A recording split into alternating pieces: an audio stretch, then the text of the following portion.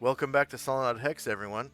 Today we're holding session number 384, and today's session is sponsored by our patrons and donors. Thank you very much, patrons and donors, for your generous pledges and donations. We wouldn't have dynamic lighting without you, and the new updated dynamic lighting with the new feature, one-way dynamic lighting, which might be used in this session. Might not, depending on what the players feel like doing. When last we left the Order of the Superior Star, they had just landed at Aquabelia. They were sailing into the marina.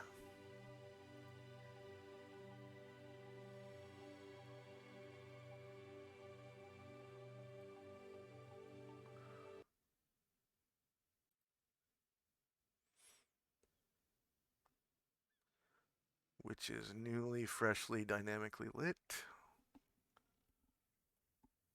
And why?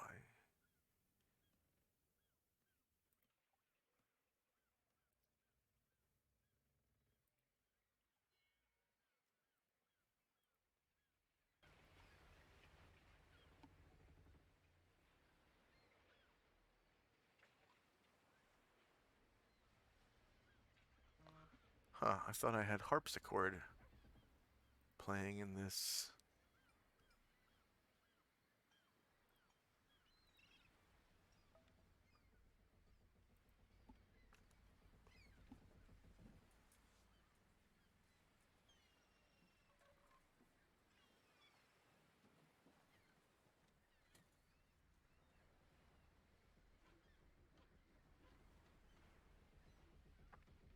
Okay.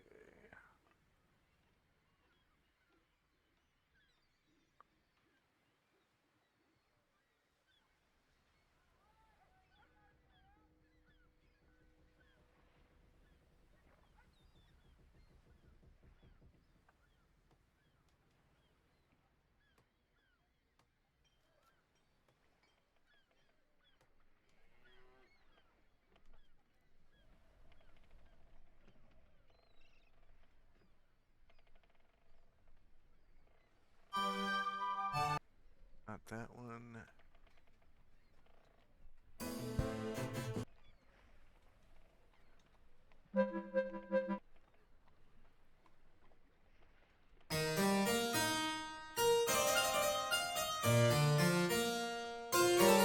Okay.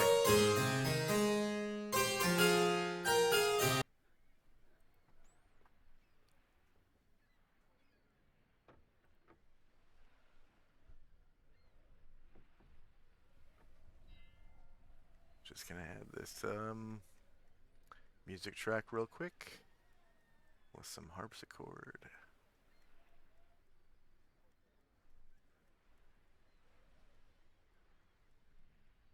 Can't have pirates without harpsichords. Can't do it.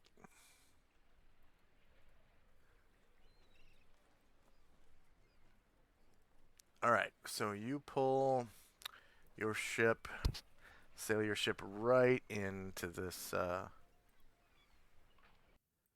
harbor filled with pirate ships.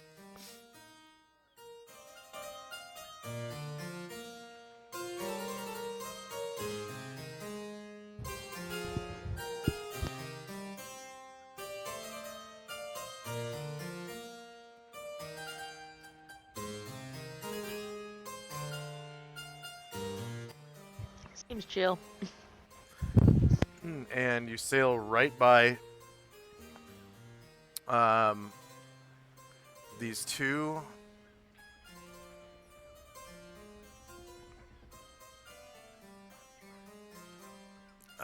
galleons at the end of the dock.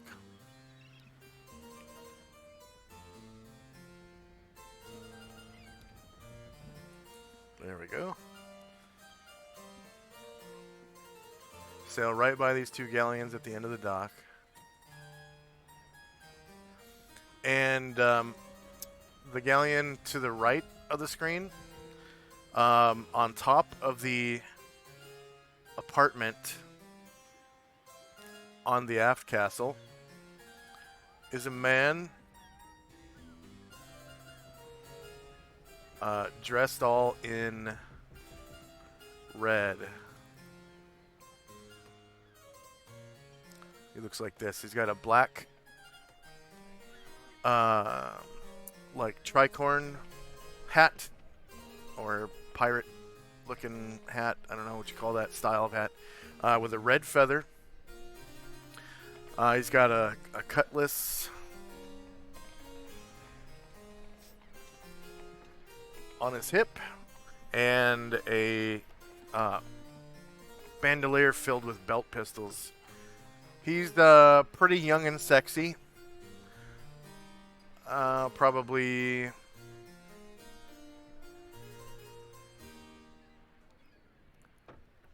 in his mid-20s.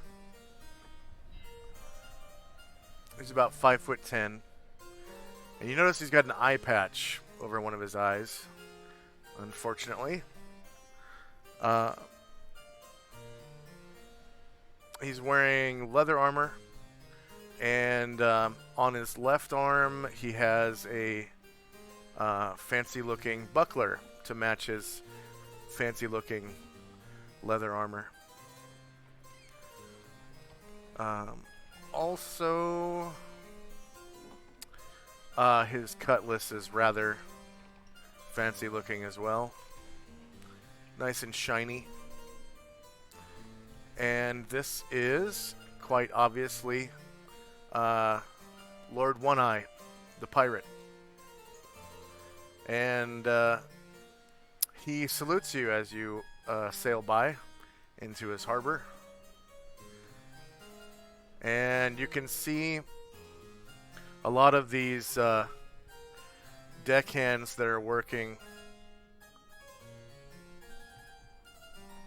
on the docks, loading and offloading these boats. A lot of them sort of gather down here, and they start waving you on to bring your boat in there. Okay.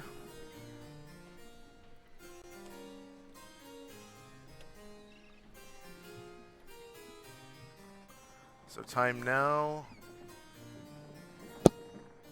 Oh, it was wasn't it noon when you pulled in?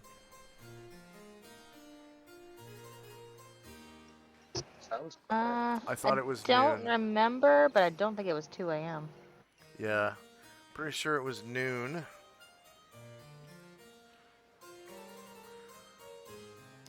July the 2nd, 11 AE 5.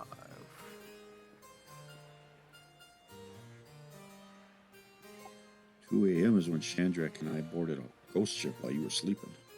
Yeah. Yeah, Oh, was it awesome? it was pretty cool.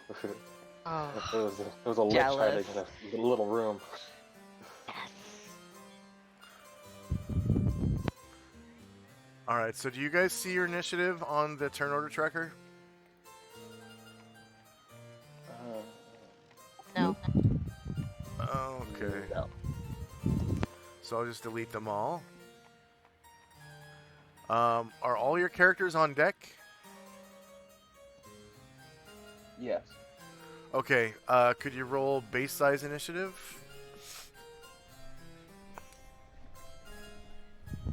Let's-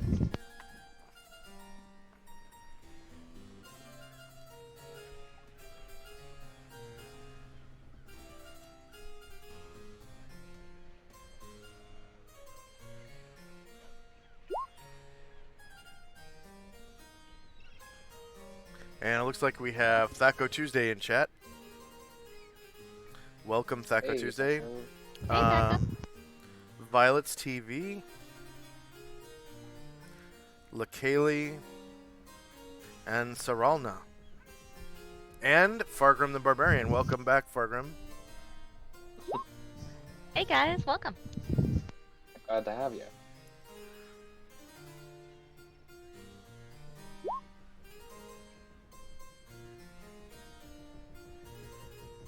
All right.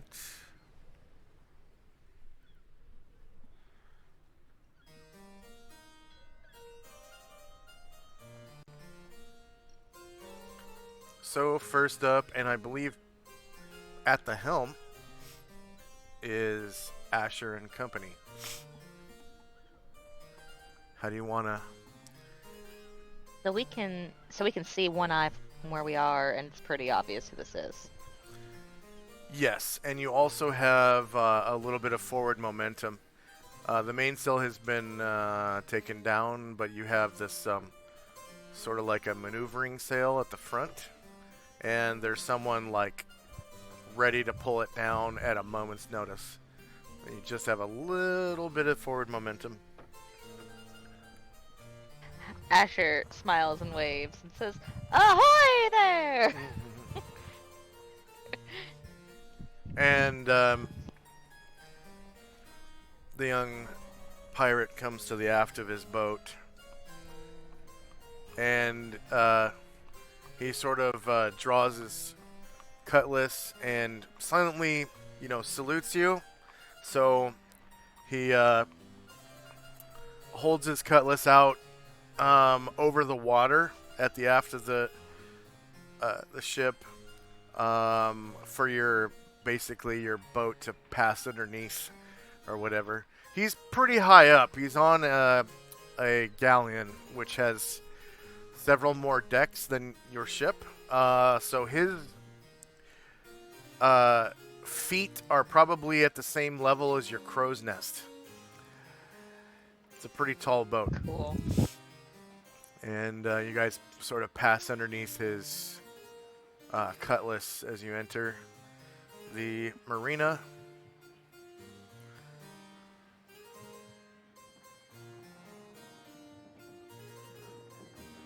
And like I said, you have a little bit of forward momentum.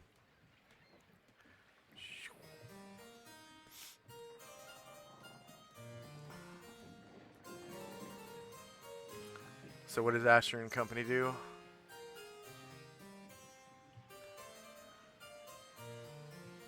Keeping an eye on things, seeing if anyone, is challenging us, or looks upset that we're trying to dock, and we're just trying to find a parking space.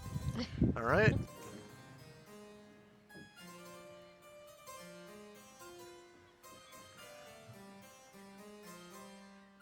So you can see a group of guys over here. A group of guys over here on the left side. Kind of waving to you.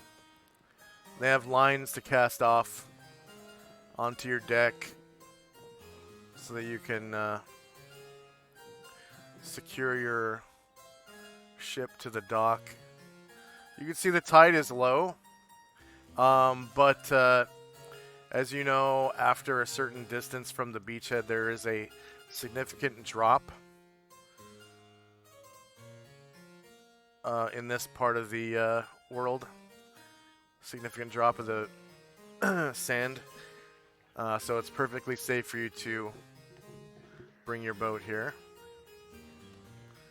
And I forget the name of your helmsman. What was his name? The other gray elf?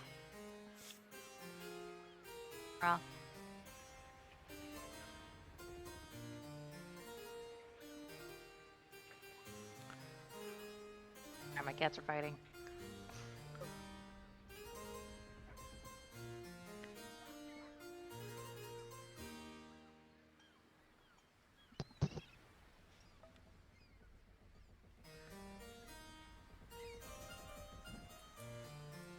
And you're able to maneuver your boat parallel to this one. And both the guys on the deck of the neighboring boat and the guys on the dock cast off lines, and they reach your deck, and your deck hands, grab the lines and attach them to, I think they're called belaying pins.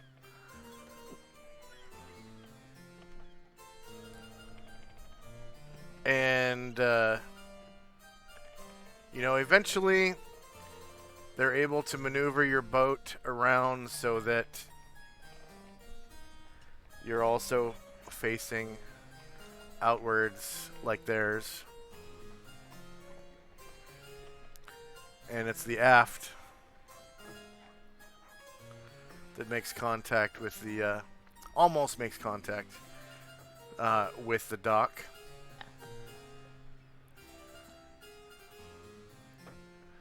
And the guys on the deck of this boat up here,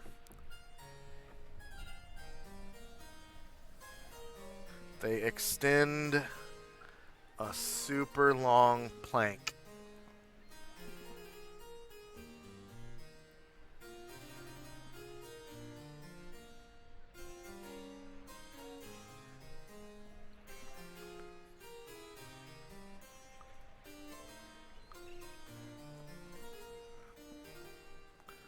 So you can actually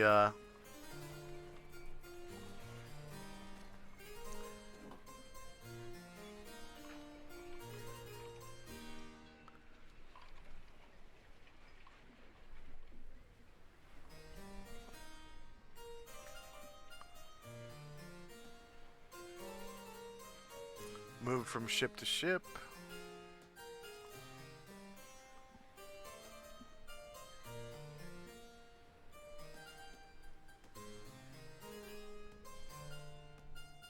And also, caravels they're kind of low enough to where they can also put a plank to your aft castle straight from the dock.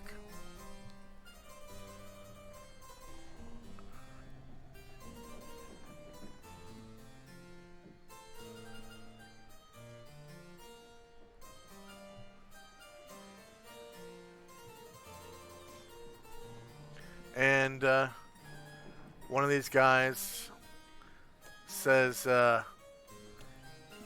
he steps to the edge of the plank, and he says, "Ahoy! Permission to come aboard!" He's got this eye patch and a six-pack and a buckler and a cutlass. No shirt on. Shaved bald head. Looks his way and kind of mimics him and says, "Ahoy! Permission granted." And, Yeah. looks over at Tenzi and Chandra. Looks over at Chandra and Tenzi for and smiles at them, looking for approval. Like, yeah. Shadrach smiles and says, "Aye, Captain." And he comes across, and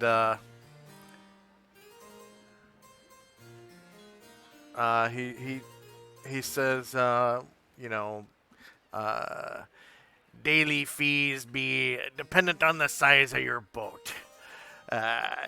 You got a caravel here, so it be mooring be at, or is that that's not mooring, is it? When you're at a marina? I think you charged me docking fees at a different marina.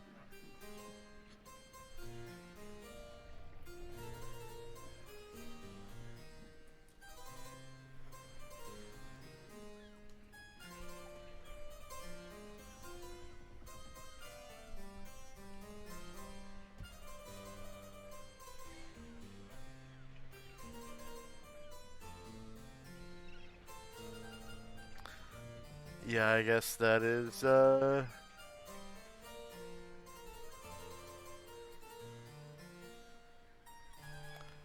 proper term is mooring. Yeah, docking fees. Mooring fees, same thing.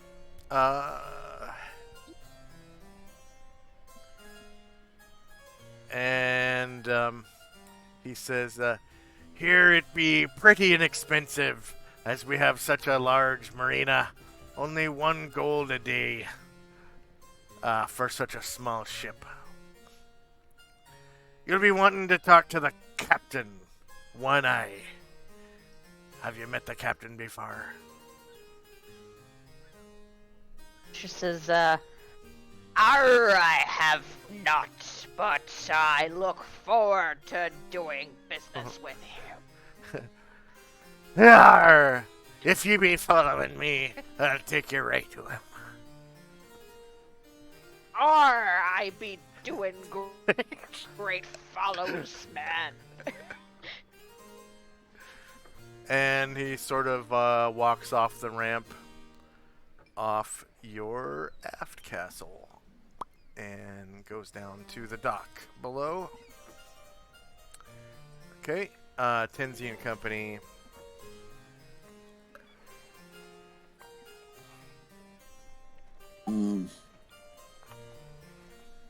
If possible, before we got boarded, Astra would switch to Obi-Wan form.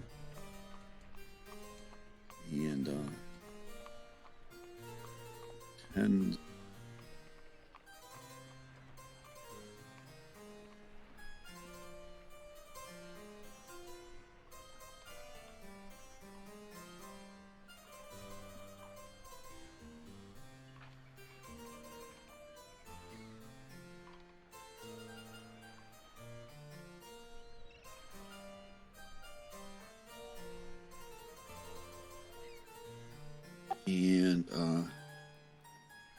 and you'll just look to Captain Asher to lead the way. She seems to have the lingo down. Okay. Ashriel doesn't get any vibes off this guy. Think Ushis. Yeah. So maybe they're like a slightly different breed of pirate than what you were expecting. That is very good news. I was really afraid that we'd have to kill the entire town, and that would not be fun.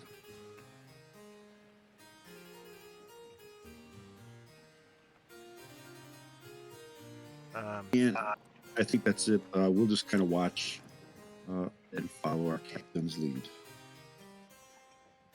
What's the duration on that shape change or whatever that Ashriel He has polymorph self, and he has it as a innate ability, so I can roll it. Oh. So you can redo it whenever. I guess it would suck to have it run out at the inopportune time. Yes, that is true. So let me out. Gotta remember what level he gets at. And I'll roll up the template for you. Okay. Shandrak. So With this, the you've recently found a ring. It was, just kind of floating in a bottle at sea one night while you were drifting around on deck or whatever, kind of wandering, meandering late at night. You saw the glint of the bottle in the moonlight and by the slivery moon, and somehow reached down to grab it, maybe with a pole arm or something, and pulled it up and uncorked it, and inside was this ring you've been wearing ever since.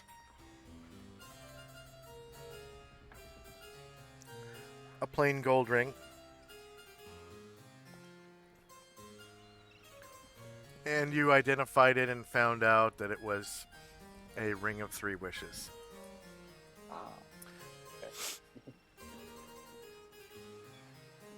Okay. And since that happened, I've been keeping it on my right hand for now. Okay. And so the guy that was talking to us, is he the same? Did he go back to this this board right here. Yeah, like he's crossing the ships. The guy was talking to us. Yeah, this is right before he boards, and he's saying permission to come aboard. Oh, okay, yeah, yeah. And Asher's saying permission granted. And he goes on his rant about paying and, talking to Lord One Eye.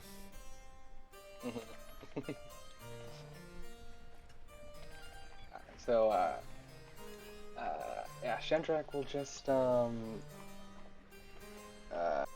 yeah, he's just chilling with his hands in his pockets and, taking it in and, getting ready to move out and follow this guy.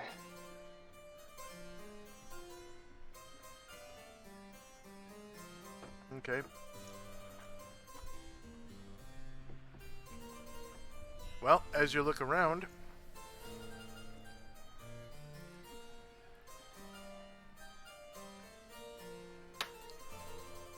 the first thing you notice is a large brazier filled with oil that has a signal fire. Looks like it stays lit 24/7. It's down on the beach.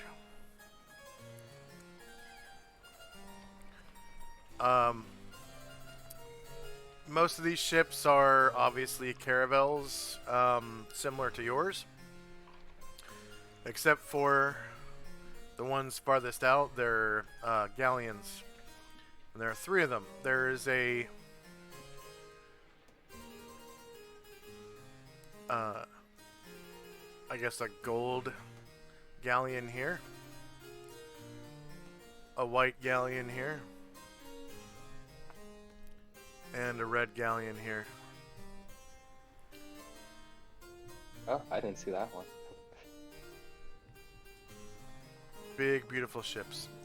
The marina consists of 3 docks that leads up the beach to a boardwalk that runs along the beachhead. So this boardwalk is right on top of the beachhead. And so there is a significant drop underneath the boardwalk. You can see right underneath it. It's like 20 or 30 feet above the beach. And there are staircases going down to the beach from each of the docks, about 20 feet down. And so these docks, are designed to stay above water at both low and high tide. The tide is high right now.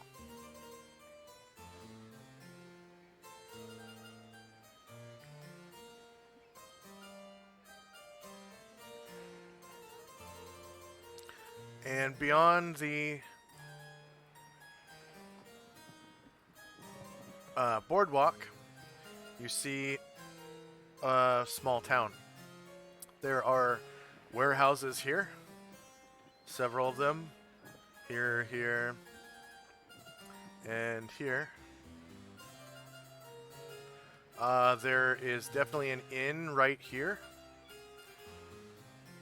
And from where you stand, you can see the sign on the inn, and it looks like a giant squid monster with its tentacles wrapped around a bed and a mug of ale.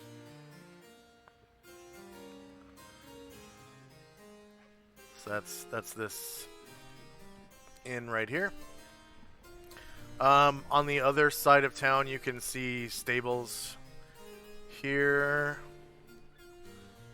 and here. And then... Cozy Kraken with a K. Say again? Please tell me the inn is called Cozy Kraken with a K. Close. It's the Crack Inn. I'm kidding. Yeah. That's all even Okay, better! okay. Yes! It is. Even better! It is the Crack Inn. Yeah. And then over here, there are a bunch of houses. A Rambler house here. And then You can also see what looks like a large, like barn-like structure. And on the side of it are a bunch of wagon wheels, kind of lining the barn. Set up about 20 feet from the ground. So it's pretty safe to say that it is a like a cartwright or a, what do you call it? Let's see.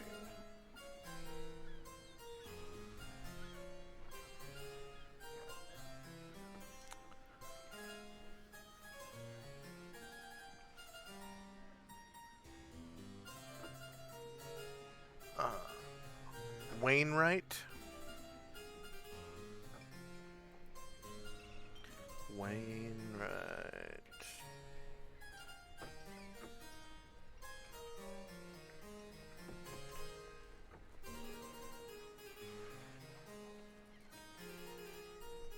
Yeah, Wainwright or a cartwright. A Wainwright is a wagon builder, and a cartwright is a cart builder. And that is pretty much all that really sticks out about what you can see about this town. You do notice that there are people actually buying things on the decks of these ships. So, like for instance, this ship looks like there is an armor smith here who's selling armors. This ship is there's someone selling like blades. So long swords, daggers, short swords, stuff like that. Cutlasses. There is a gunsmith here. People buying firearms and perusing. And most of the people that you see are dressed like pirates. They're wearing like tricorn hats or eye patches or pea coats or vests, striped pants or shorts, or those fashionable boots with the buckles on them. Things like that. There are some people who have hook hands. Some people who have peg legs.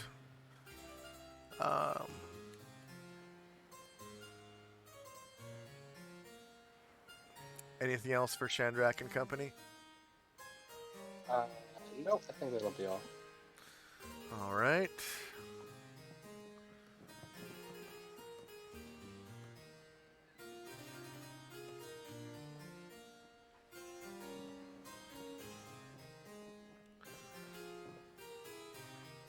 And time now, 12:02.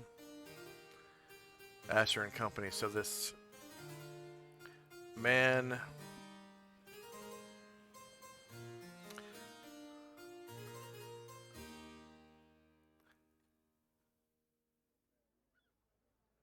Okay, so.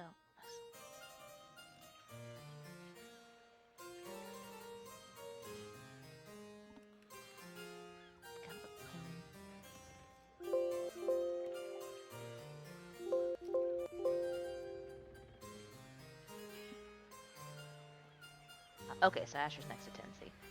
Kind of whispers to him. She says, yeah, that thing you do where you're like, hey, Asher, you might get in trouble. And I'm like, I won't get in trouble. And then you're like, sure, but let me put this spell on you anyway.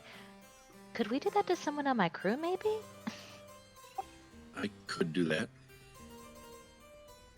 And Asher calls Tenoroth over and says, hey, Tenoroth, we want to put a spell on you, okay?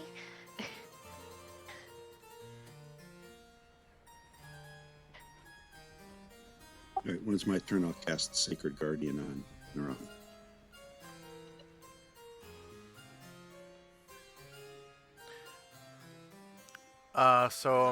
This pirate introduces himself as Lucanor. Yar, I be Lucanor. I'll be your guide.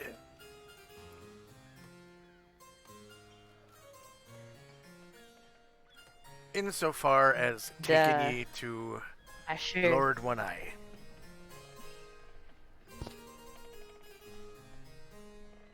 And Asher musters all the swagger she can. And she says, I'll be following you to the One-Eyed and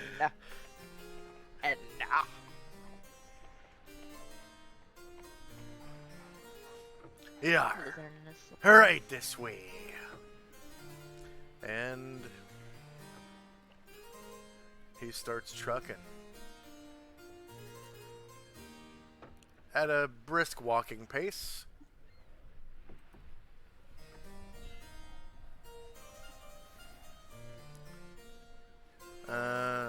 24 squares.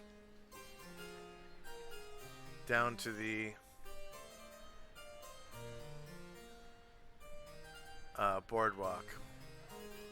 And he goes, "This be our boardwalk. We built it with our own 2 hands, we did. Yeah.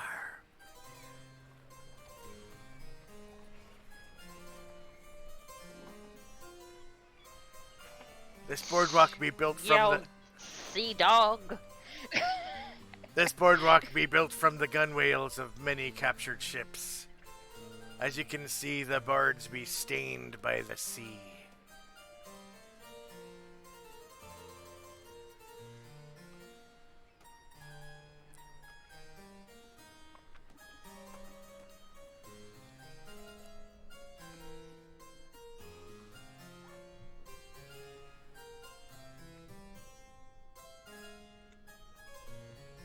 Tenzi and Company. Tenzio cast Sacred Guardian.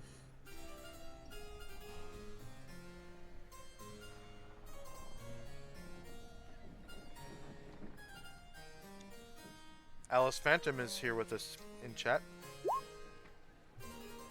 Hello, Alice.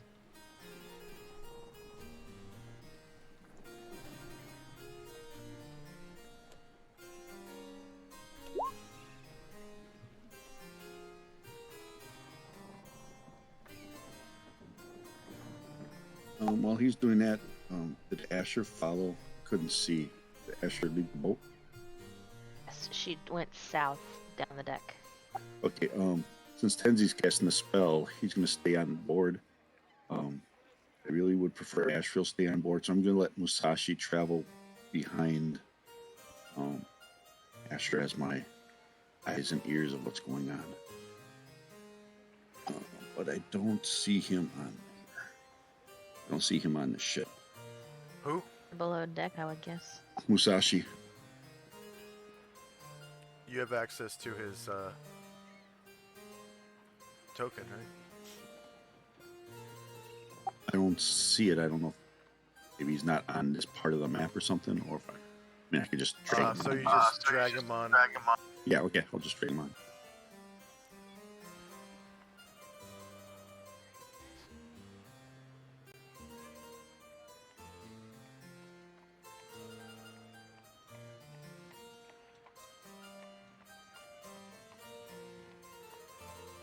And he'll just follow behind. And that'll be it for my team.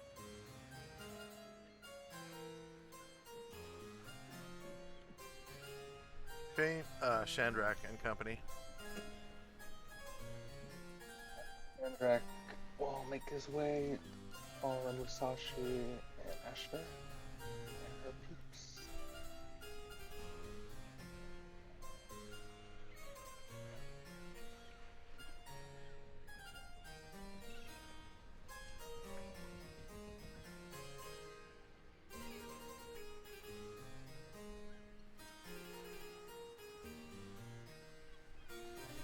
Yep.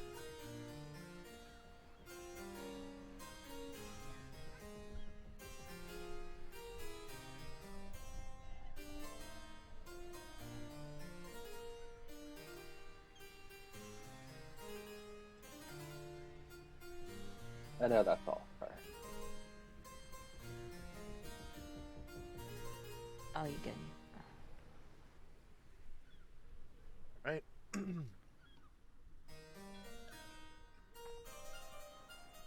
So, a few minutes go by, and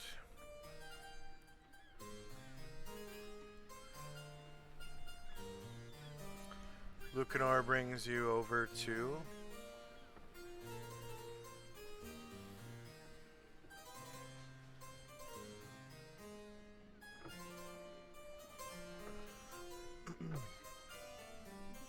the deck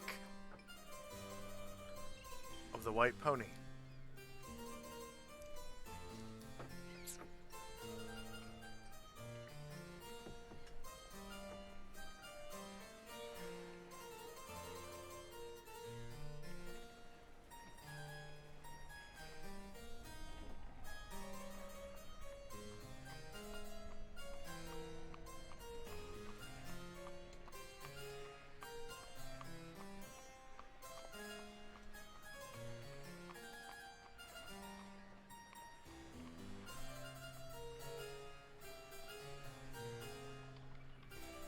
And he's like, permission to come aboard, Lord One Eye. And,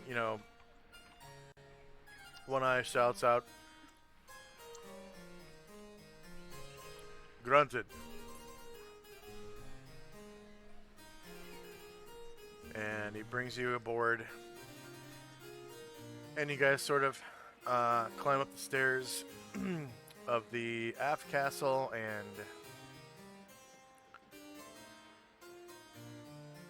get up on top of the apartment.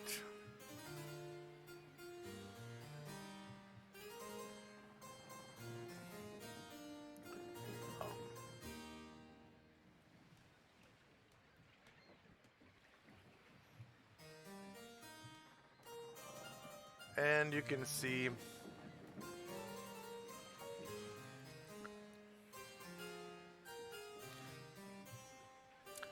Pirate Lord One Eye in all his glory. And he's just sort of looking out over the marina and supervising, I guess. Every once in a while he'll yell at somebody. And he goes,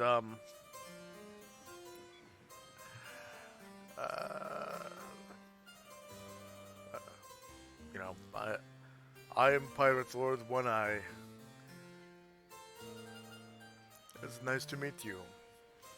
I suppose you'll be needing mooring in my marina.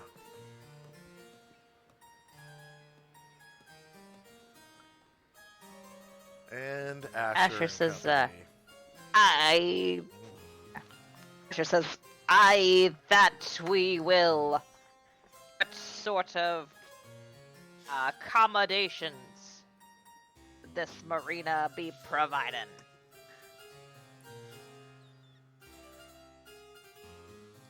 $1 gold per day, and we'll keep your hull barnacle free and painted.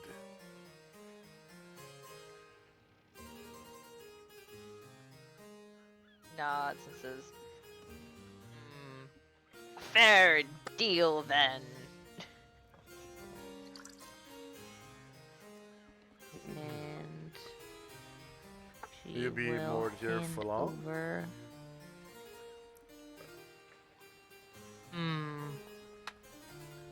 He Don't- holds out his hand. Oh, how long? Yeah, don't know how long our business will be taken. Just in case, I'll pay up for. Are you the first mate Pay up for. or the captain? I'll be the captain. I'll pay up for 2 months. She's gonna hand over, I guess. 56 gold. Is that 60 or 56 gold? Yeah. 28 Platinum days in a month. instead, so which is 56 gold and platinum. And he pulls out a small book from one of his pockets and sets a ink vial on the helm and pulls the feather out of his hat and dips it in the inkwell and says, "Your name, Captain?" She hands over 12 platinum and she says, Captain Asher Kaihana. And he seems to write down in the common tongue. It's kind of weird. He's a warrior who's able to write. Right? He's a pirate lord, so he's a warrior, obviously. And he's able to write. And he seems to write down your name in this ledger. And then he goes, and the name of the vessel? Ivory Dagger. Ivory Dagger. Beautiful name.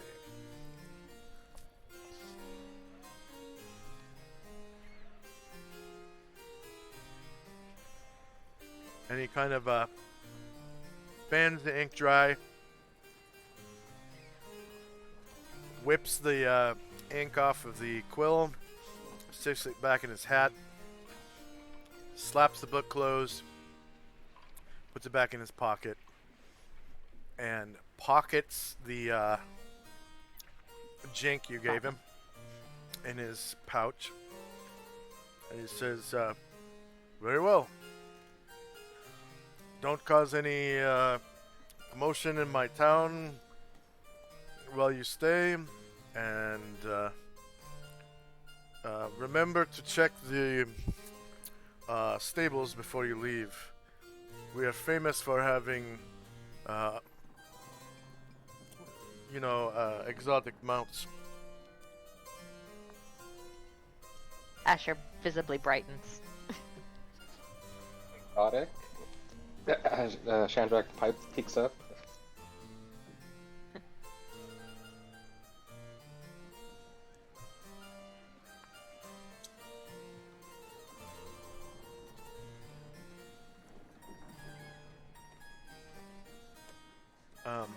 Tenzi and Company.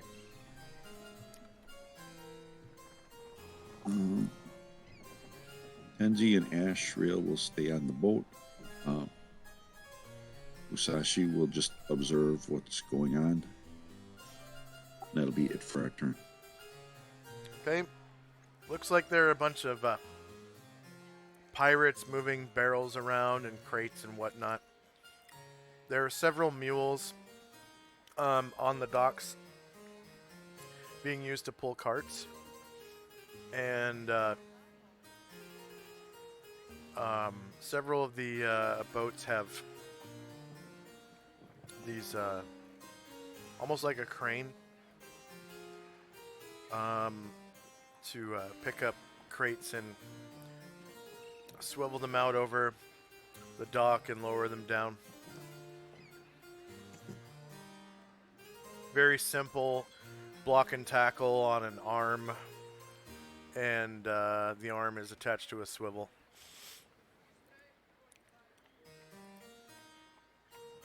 And crates are being loaded and offloaded along with barrels, living creatures. There are some people boarding a boat for passage. And like getting ready to leave. And yeah, you can kind of hear a couple parties going on off in the distance on the right hand side, but they're definitely drowned out by what's going on at the inn on the boardwalk down here.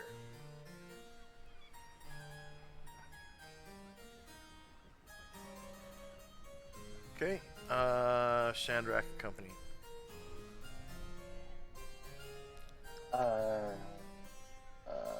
So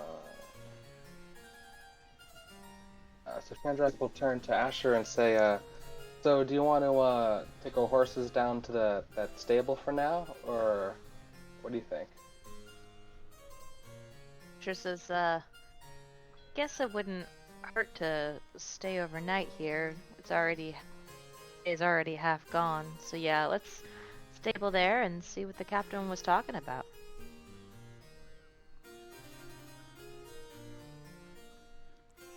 And Chandrak will start to make his way down the pier. Okay.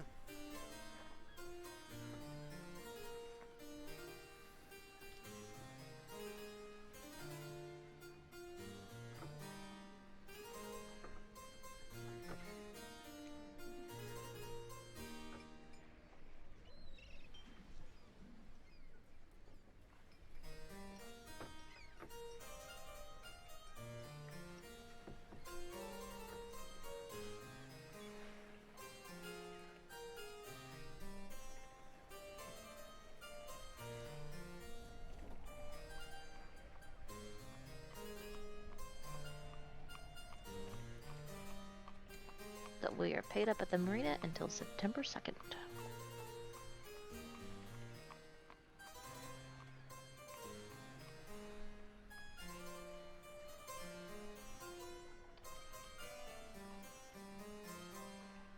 And end of round.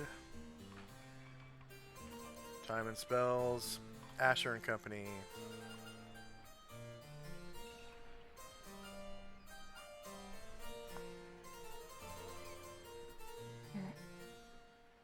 Are we? Oh, we're on the boat.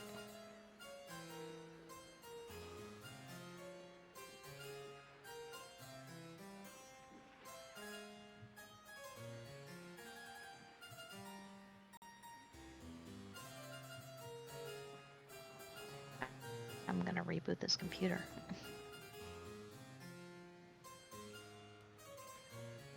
Okay. Alright. Yeah, they're just gonna move down the docks and toward the ship to get the horses and head toward the stable, like Chandrak recommended. All right. Next up is Tenzi.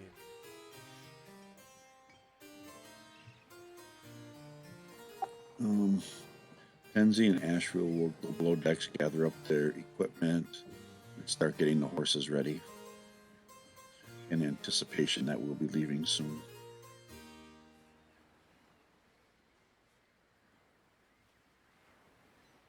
All right.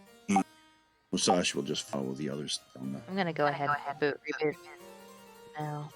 Okay. It's going so slow I can barely move. Alright, thanks, sorry. Okay. Shandrak and Company. Yeah. I'm making my way back around to the boat.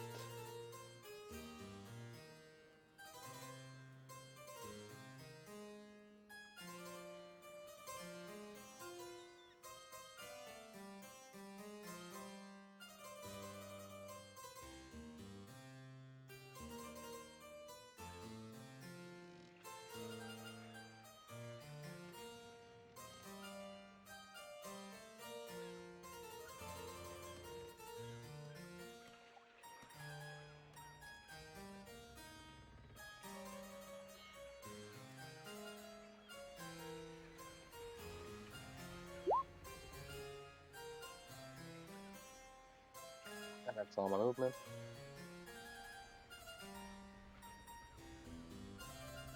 Okay.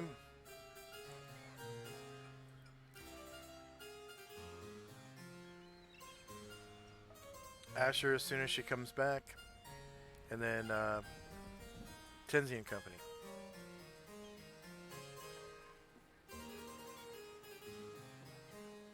All right, I'll continue to move Musashi, and then Penzi and Asheville will be leading our horses out and getting them onto the dock. Okay.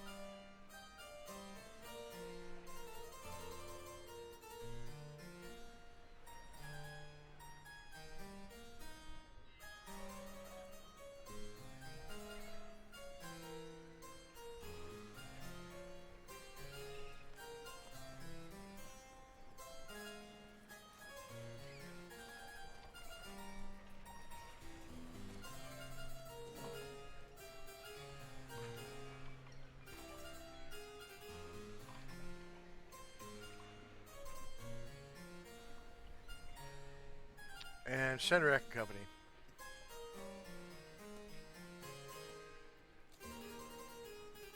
Open around. Get closer.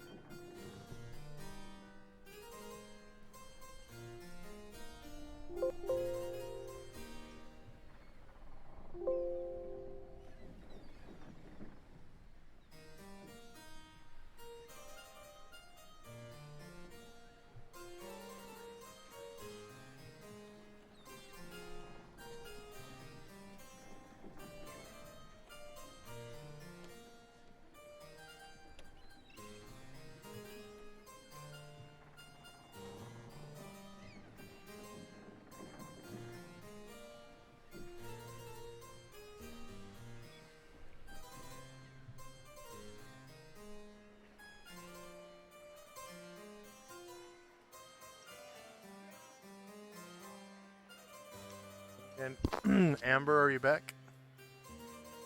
I am, and I think it's much better now. Thank you. Okay. So it is Asher and Company's move. All right. Oh, so much better. Okay, yeah, they're heading toward.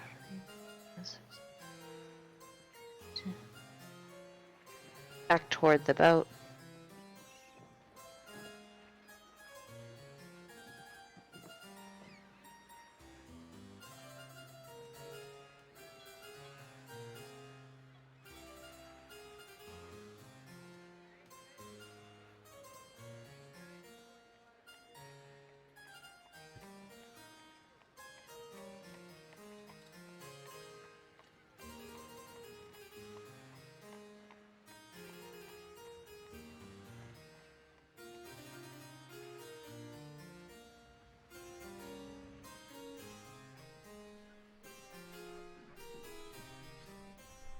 And you can see that your mounts are on the dock. Awesome. They're gonna get that far. Okay. Time and spells. Asher again. Okay. Keep on walking.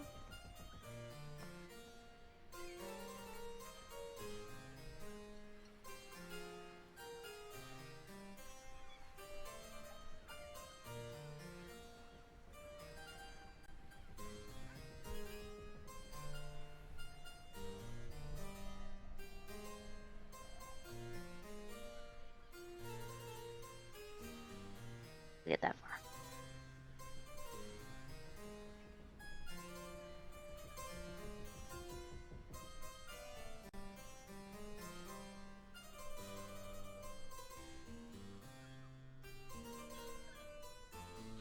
Okay. Tenzi and Company.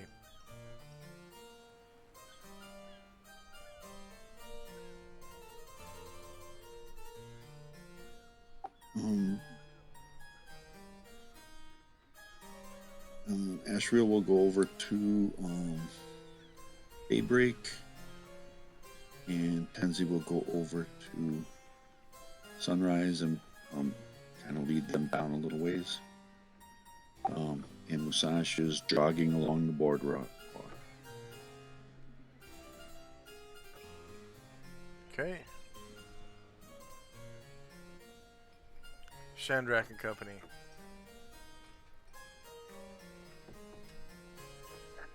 I keep going around this bend, and I'll jog the rest of the way.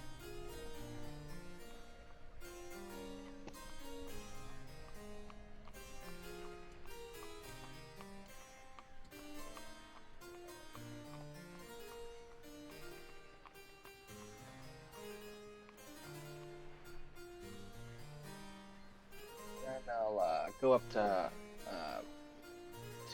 Basher and just take his reins and make sure the Jink is hooked up to him. Okay.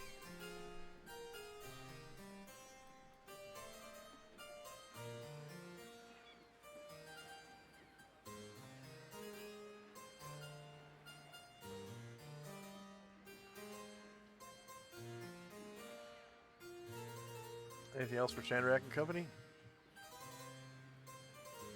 And then Shendrik will turn to Tenzi and say, when I said they had a interesting stable here, I thought it might be good to give our horse a little bit of a breather after that sea journey. Yeah, that's probably a good idea. Let him get taken care of nicely at a stable. But I hope we don't stay in the town too long. No. Just to refresh the horses.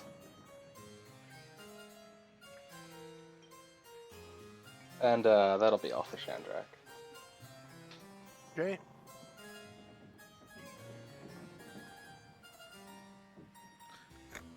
Time now is 12:09, and it is Asher and company's move. Alright, they'll pick up the pace to a jog. So.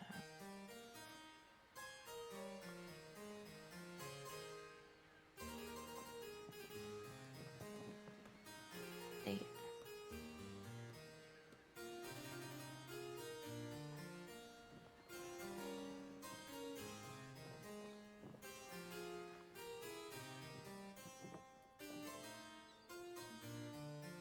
Means 5.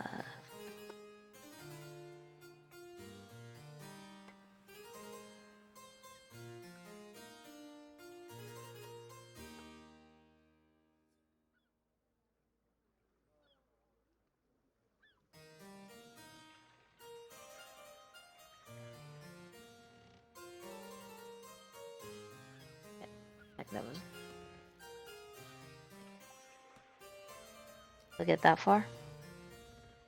Okay.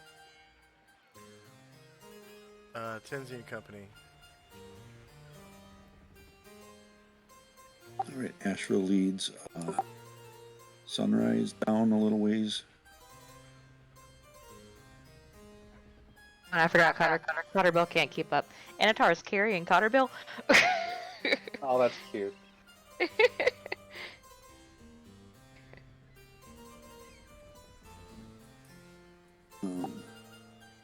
Then Musashi will go up to Daybreak.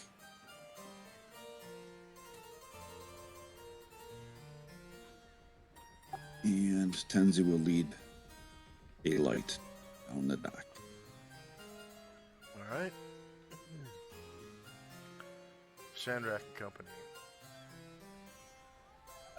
Shandrak will get on top of Asher and start riding him and Jink down the dock.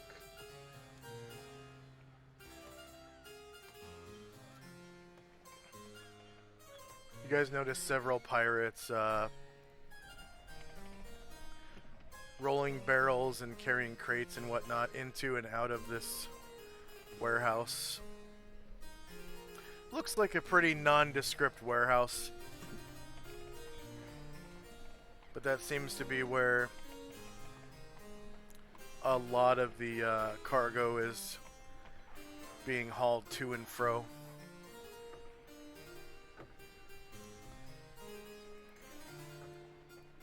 Okay. It's now 10 afternoon. And it's Asher and company. Alright, they will get to the horses. Oh. Hey, everybody.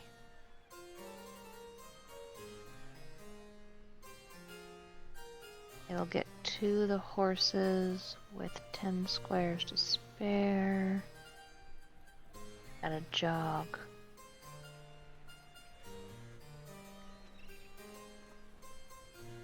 Gonna gather up the horses that belong to them and start heading down the dock. So, for the last 10 squares.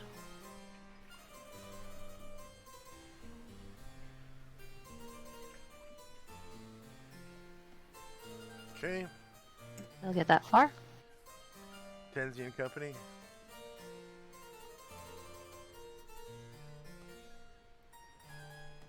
Continue just walking down the dock, waiting for everybody to catch up. So we'll just go like 6 squares each person down the dock towards the main boardwalk.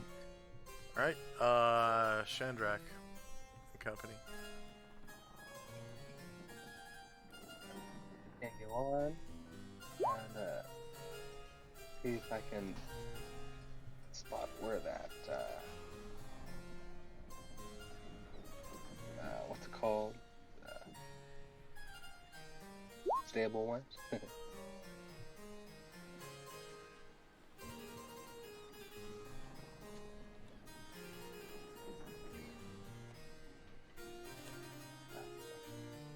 Okay. The stables are here. You can see them kind of sticking up above most of the accommodations.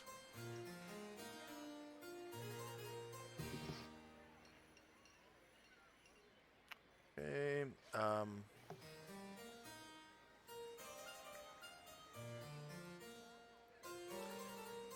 It is 12:11, and it's Asher and Company now. Okay. I'll keep on.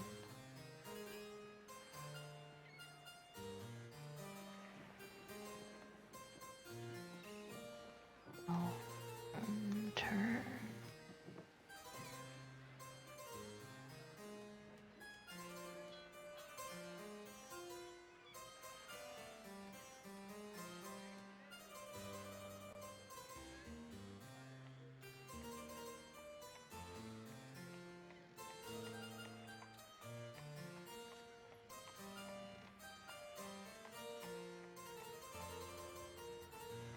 Stop. Oh, I'm on top of people. There.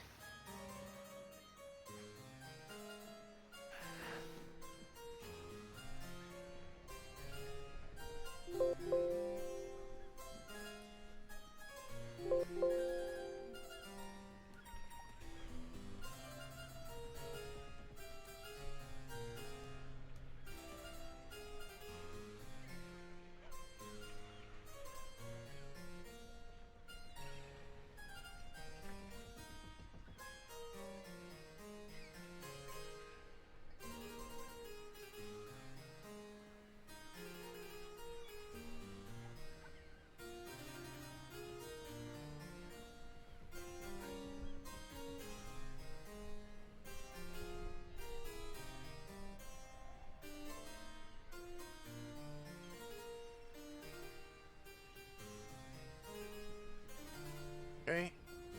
Tenzi and Company. I have finally just moved from last time. So I will continue moving, trying to follow the rest.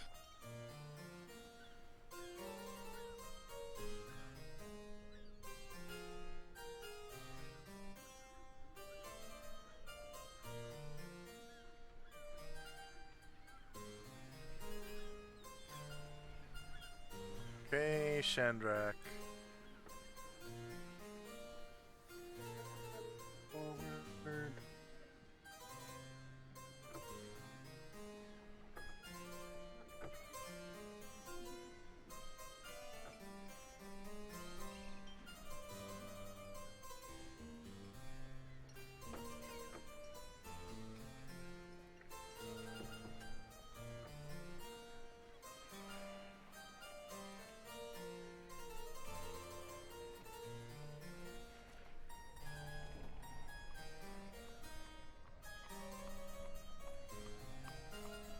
Okay, anything else from Shandrak and Company?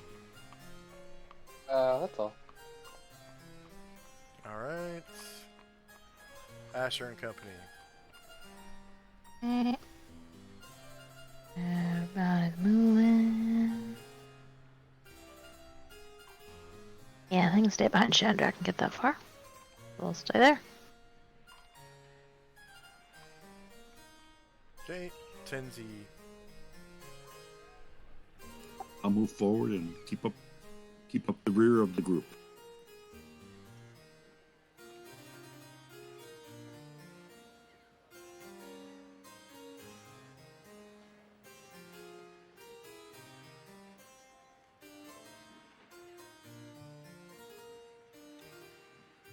Alright, and Shandrak. Yeah. All right. So, uh, so wait, sorry, could you ping me again? Where is it at? Getting closer, I know.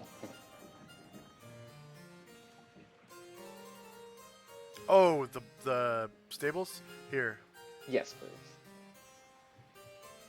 Oh, okay. Okay, thanks.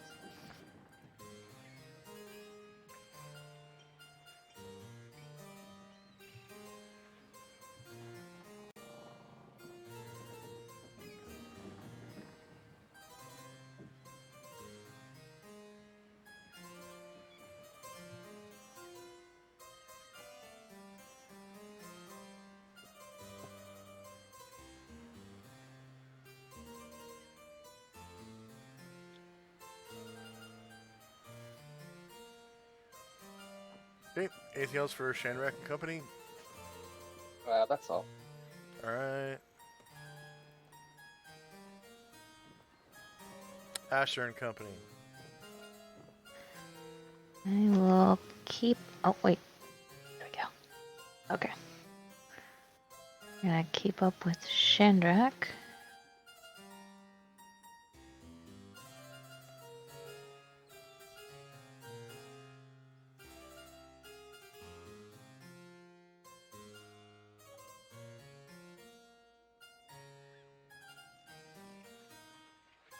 Let's stop here so they're not on top of people.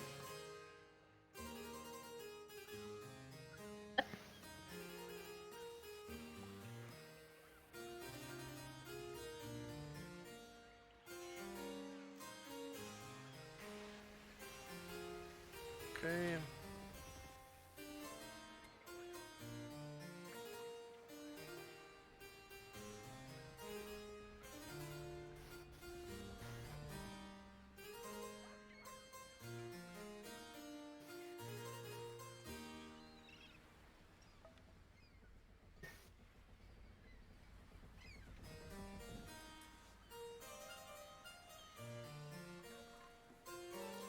Tenzi and Company. Okay, continue to walk the horses along the boardwalk. Tenzi will ask Musashi about One Eye and what his impressions were of him and stuff like that as we walk along. Seem to be somewhat honorable man. Very rich.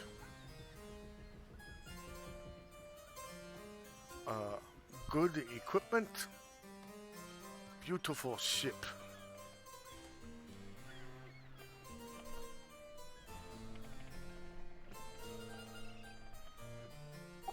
Good to know. Shandrak and Company. So I'll dismount Basher now, and I'll lead my horses inside the Kraken. Alright.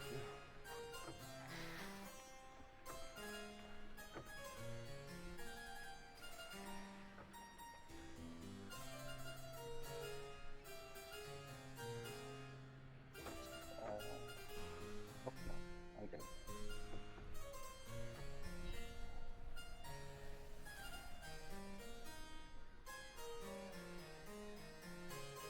The pathway gets sort of cramped for a second. It's only 15 feet wide. And then it widens up into like a small courtyard. And at the center of which is a well.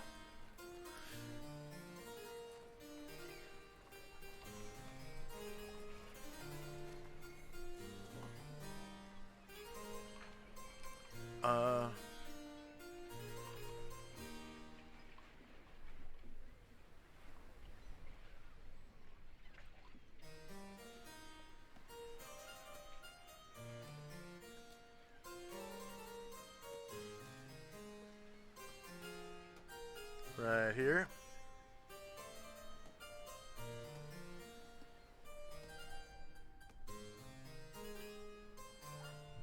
Over here,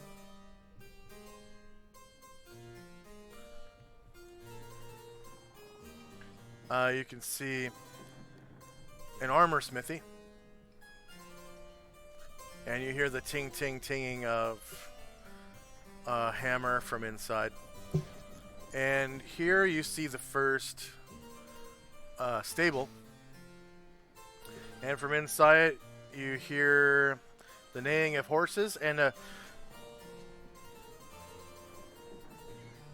an elephant, as well as the, I guess, braying of camels and a few mules as well. But the horse noise is pretty loud. It's like there might be a gaggle of horses inside.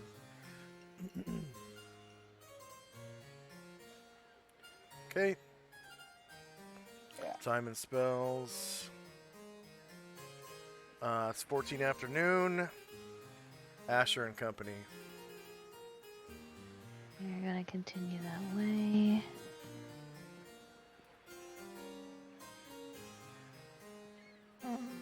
To reorder down this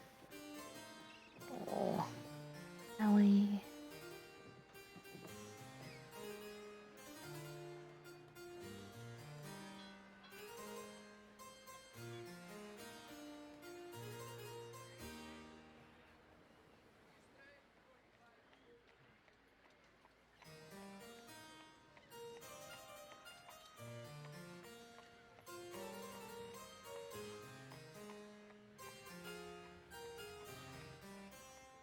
Airglor still shows us dead.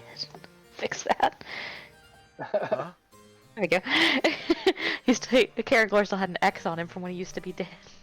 And I pulled his token from the side. Poor guy. Haunted by the memories. At least it's his new token with the flowing cape, right? Oh, I probably pulled the wrong token.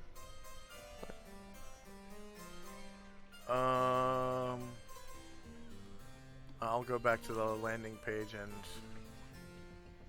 Oh, I didn't mean to cause any trouble. No, that just means I haven't loaded his new token onto the character sheet yet.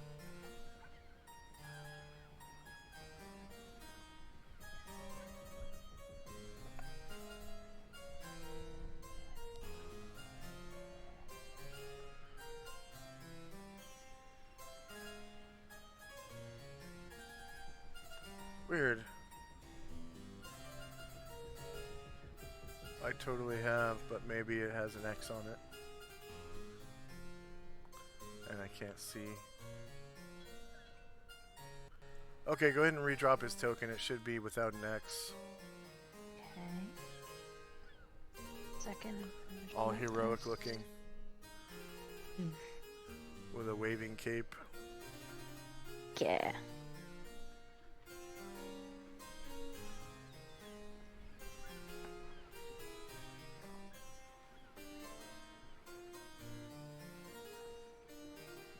Oh yeah, much better, thank you. Alright. Now that everyone's lined up, head down the alley. You see Shandrak.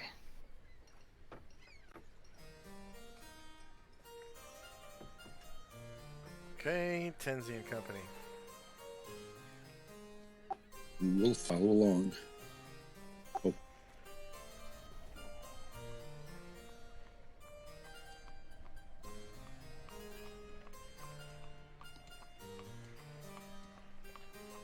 Okay, so from just beside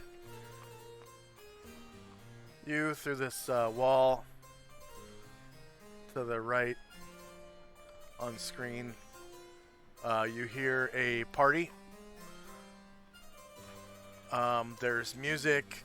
It sounds like people are dancing because you can hear their hard shoes hitting the floorboards inside the room. And you can hear several drunken revelers, shouting along to the tempo.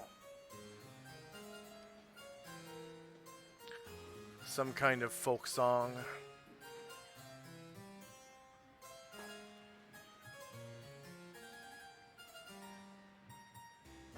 Anything else for Tenzi? Nope. Alright, Shandrak. Shandrak will lead his horses around the corner. See what's up with some of these noises. Okay. And,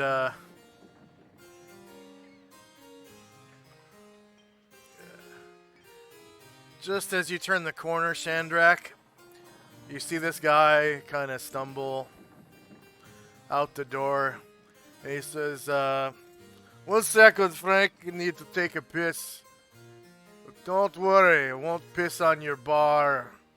I'll piss on the shack next to it in the alley.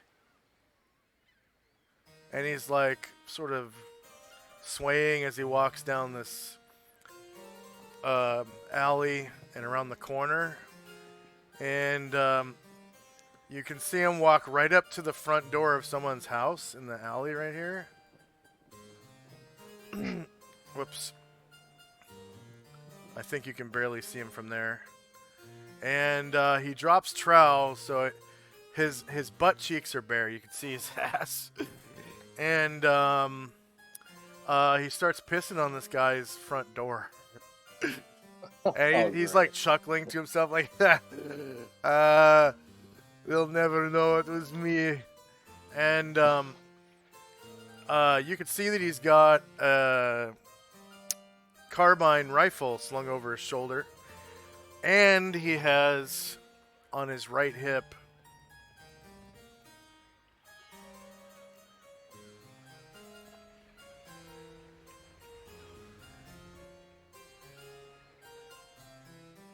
he's wearing leather armor.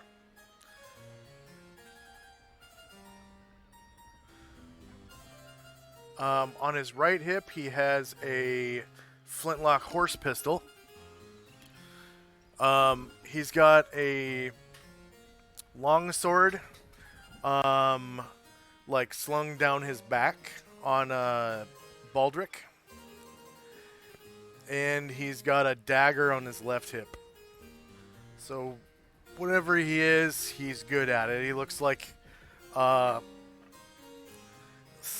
some kind of maybe assassin or something. Like, it's hard to tell, but his leather armor is covered in a knight suit.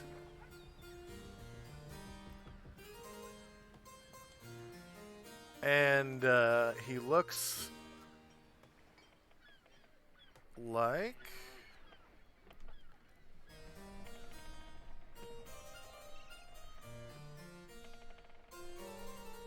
oh man, I can't grab his picture.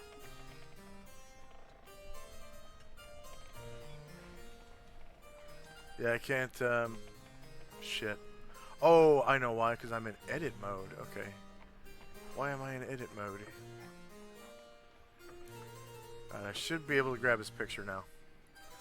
So he looks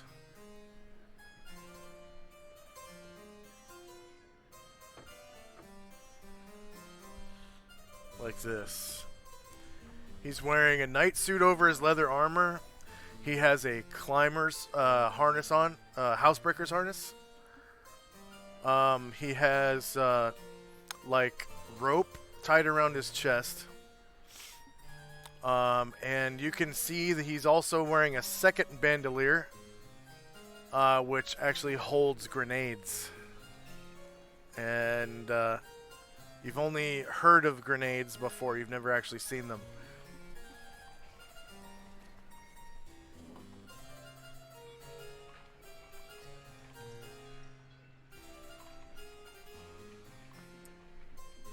And he finishes pissing, and he kind of stumbles back this way.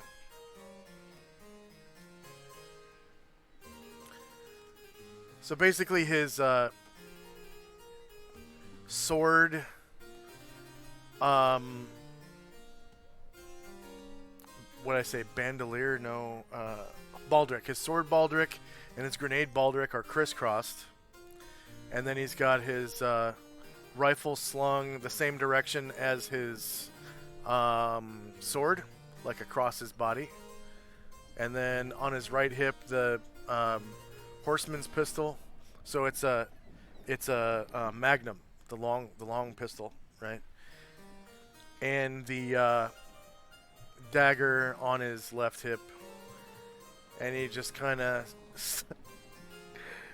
dressed up in all this gear that's like, I think the housebreaker's harness is illegal, right? He doesn't give a fuck. Yeah, it's illegal. Okay, and he just walks back into the door. He's like, "Hey, Frank, there's a bunch of weirdos in your backyard. They watched me piss," and then he slams the door shut. Asher looks around to see who he's talking about. Shandrak looks over and is like, "There's some drunk in the alleyway."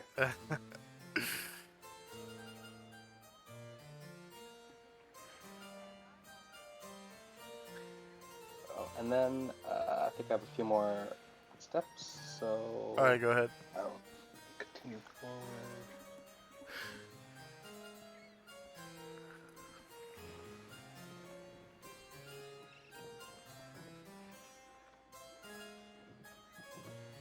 I think that's it. I did mention his carbine rifle, right? So that's the short rifle that you can shoot from horseback. Mm-hmm. And then the horse pistol is called a horse pistol because if you want to carry very many of them, you better be riding a horse because they're heavy as hell. Alright, end of round.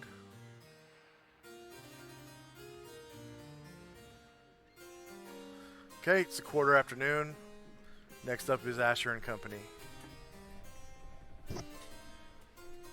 Alright, they are going to toward the door that Shandrak went in. No, he went down the alley, okay. And Shandrak, you can hear from inside the door someone saying, "Yeah, it was really weird. The guy, like, he watched he was staring at my ass while I was pissing."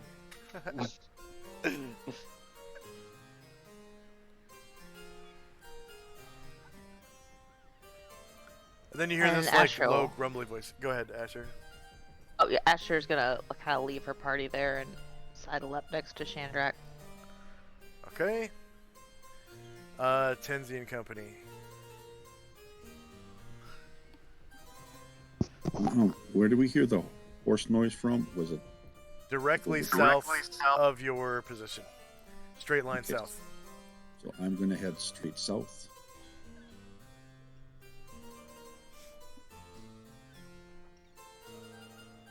So I can get rid of these horses and hopefully move easier on the map. And Shandrak and Asher, from this direction, you hear this, like, hissing noise. Two of them. One that's kind of like really high pitched, like that. Mhm. And then one that's really low and grumbly like this.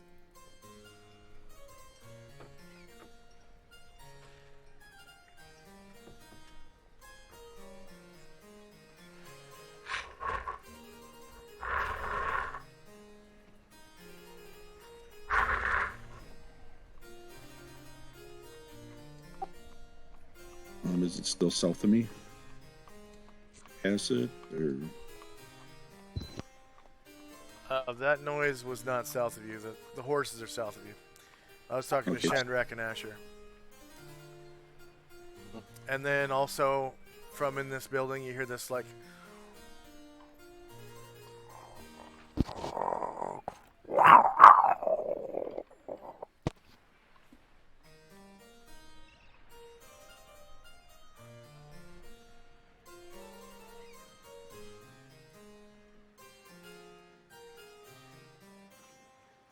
Anything else for Tenzi and Company?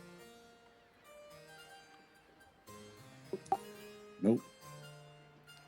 Okay, Shandrak. So I think try to go. Yes, try to go south from here. Horses this way. All right, so ahead of you, you can see like a T intersection Mm-hmm. in between the buildings.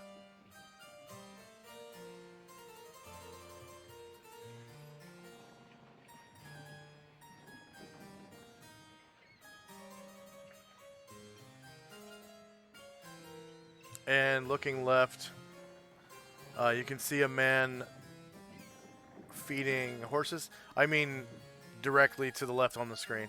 You can see a man feeding horses. To the right, you see the biggest lizard you've ever seen in your life. Eh. It is gargantuan sized, 40 feet long. Okay.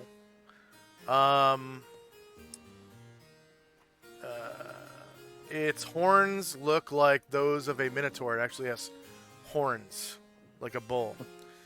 And it has sharp claws and teeth.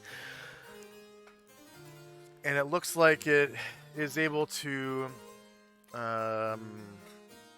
like change colors, because it's kind of blended in with this wooden wall, which is weird. It has this board motif. And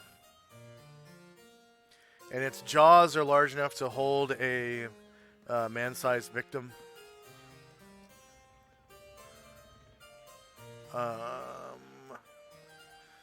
And it looks like it's kind of a little depressed. It's kind of sad looking. Like maybe it's Aw. usually found in warmer climates. Next to it is a regular old giant lizard, which can be found just about anywhere.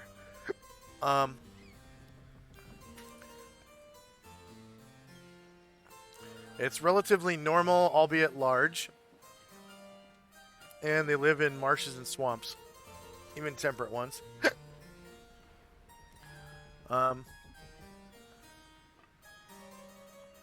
It too looks like it can hold a man-sized creature in its mouth.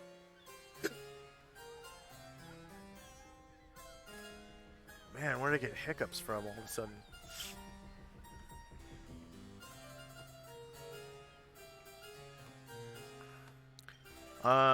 They are huge, so 3 squares long, 15 feet long, and they will accommodate a large-sized rider, like a minotaur or a ogre or something like that.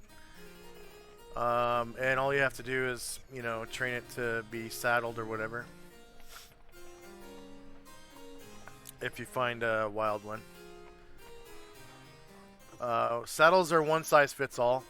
As long as you have a saddle for your horse, you can put it on a dragon's neck or a lizard's back or whatever, or a tiger for that matter.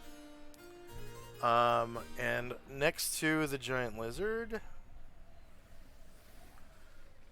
you can see the very front of a cat-like snout with saber-sized teeth hanging out of it. And from around the corner, you see a tiger-like head look at you, and it has long saber-like fangs. And you can see its eyes sort of reflecting the sunlight back at you, the ambient sunlight. It has large gold eyes. It's a very beautiful creature. Although not truly a member of the cat family, The so-called saber-toothed tiger is similar to them in many ways. Smilodons are known for their 6 inches long fangs, which are capable of inflicting terrible wounds. Their powerful jaws and large teeth give them a +2 on their attack rolls. So they have their Thaco +2 for bite. They're similar to normal tigers, but they're found only during the Pleistocene epoch, which occurs in part of Aperceba, the jungle that you guys went through, where those dinosaurs were alive. You never ran into any saber-tooth tigers, I don't think. Wait, did you run into saber-tooth tigers? I know you ran into elephants there. But Not that I remember. that is a Pleistocene area with weird dinosaurs and Smilodons and things like that. So this is a captured Smilodon, and there's a guy who walks up to it and puts a blanket over its back and sort of like pets him. And you can tell it's a male. It has a pintle. And he starts petting him, and puts a blanket over his back and puts on a saddle and straps it on and puts a bit and bridle in the tiger's mouth, the Smilodon's mouth, and mounts him. He actually gets on his back and sort of sits there for a few seconds, hops back down, and starts undoing the bit and bridle and the buckles on the saddle. Anything else for Shandrak and company? No, that'll be all. Okay.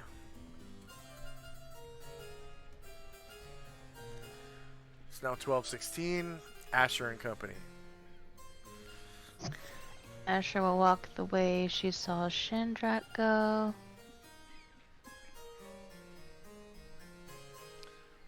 What sort of expression is Shandrak making when he sees this Smilodon? Oh, yeah, he is like, he's like, well, he's like leading his horse, so he kind of stops and kind of like makes, like, trying to push my horse's head away so like he doesn't see it. And like a very nervous look on my face. So Asher, you can see that nervous look on his face as you approach. Yeah.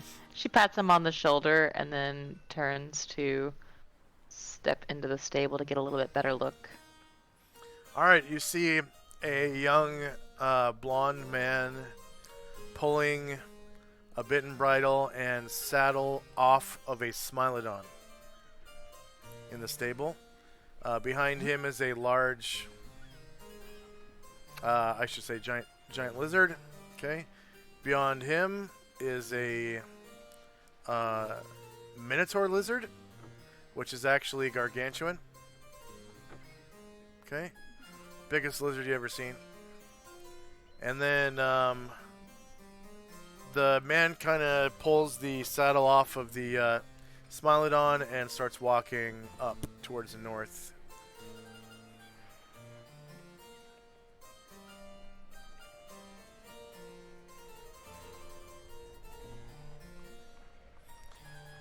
And the Smilodon kind of sniffs at your feet as you pass by. You can see in the back of the room are 2 normal tigers. And the man throws a blanket over one of them and starts putting a bit and bridle and saddle on one of the tigresses. Okay, anything else for Asher and company?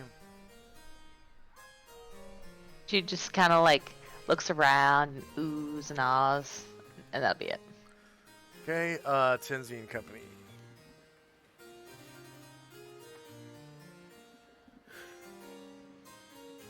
Continue heading south where we thought we heard the stable.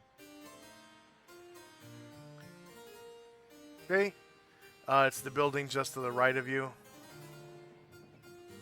Is there a door? You don't see one yet.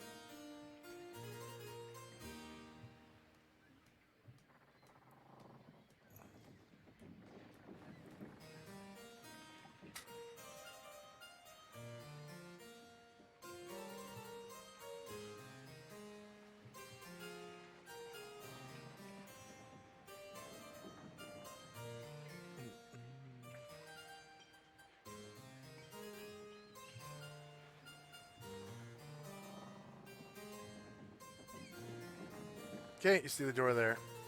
Inside is a wagon that's filled with like bales of hay and bags of oats and barrels of water.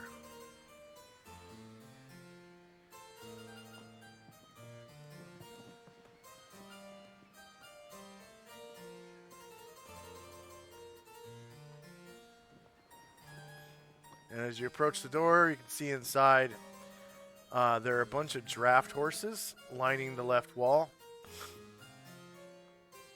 Up until the point where there's this pile of feed. And beyond that is medium war horses. So 1, 2, 3, 4, 5 of them. There are 2 mules, 2 camels, and a war elephant in the back. It is a African elephant, so from Apresiba. It seems a little sad looking, like it's used to warmer climates, as well as the camels. They seem a little sad. But the other animals are nice and perky. The horses are laughing. The mules are braying, hee-haw, hee-haw, and whatnot. Anything else for Tenzi and Company? No. Okay. Shandrak and Company. So Shadrach will take another look at the room with the giant lizards and to the room with the horses and go down that way. And he'll go up to the stable guy and he'll ask the guy manning the stables, hello, do you have any more room for horses for the night?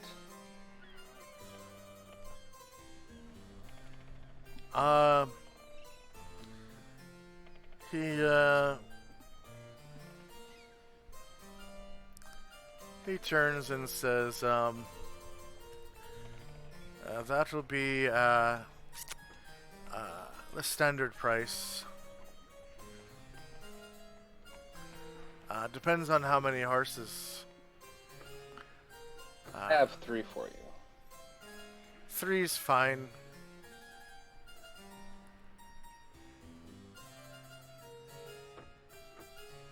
What was that again? I think it was 5 something. It's 5. I believe 5 silver per night per horse.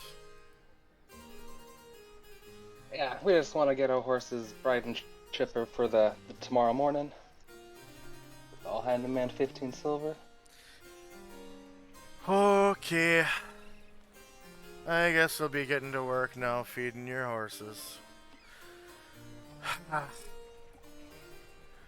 I'll see you tomorrow, sir.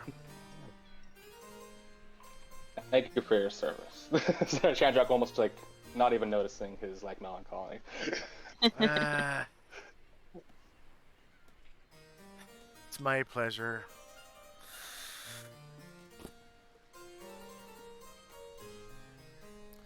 Have fun now, sir. Have you been to the Kraken yet? No, I think I've heard a ruckus in it, but I haven't gone inside yet. And I did see a very loudmouth fellow take a piss and go back inside of it. Loudmouth fellow? What did he look like? Oh, he was drunk and he had a harness on and some guns and blades. Oh, that's Stefan. He's a soldier. When he came back from his last adventure, he had quite a bit of coin on him, and he's taken to the drink. But I hear he's a bit light in the purse these days. It's been a few months.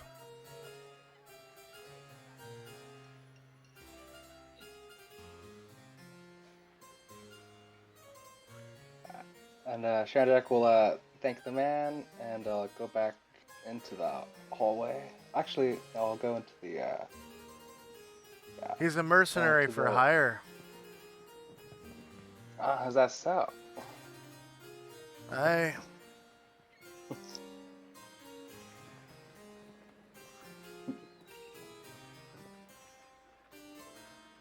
And he's got elvish blood in him too.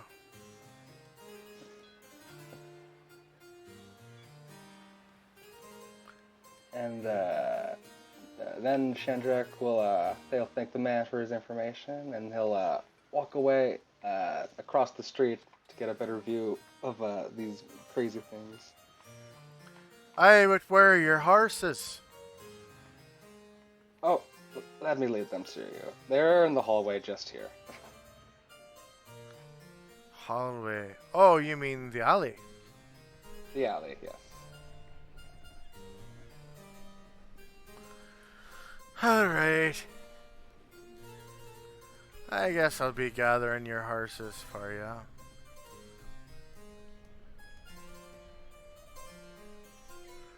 I don't want him to be tracking mud through my house.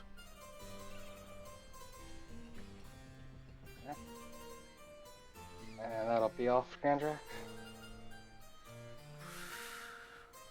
Okay. See you later, sir. See you in the morning. Time now is 12:17. Asher and Company. She's gonna backtrack a little bit. And she sees Shandrak. You can see And a man with red hair leading Shandrak's horses southward through the alley. And she says, oh, I'd like to stable mine as well, please. I suppose you would be. Oh, God. That'll be the standard. 5 silver coins Asher. a night per horse. Depending on how many Asher. horses you have. She pauses and kind of grimaces and says, 7? And she hands him a platinum, like, as quick as she can before he says no. Oh, the saints preserve us.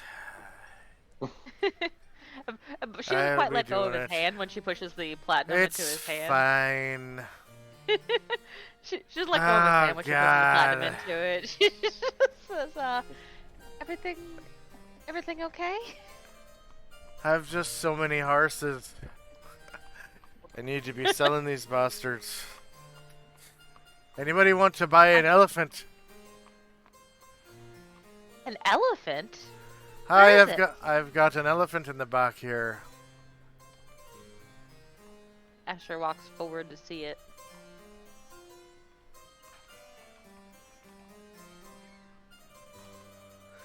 Oh God, someone shoot me.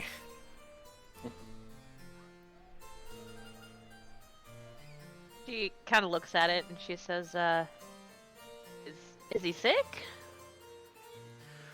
No, he's just a little sad. Probably, missing the sunlight. It's pretty sunny where he comes from.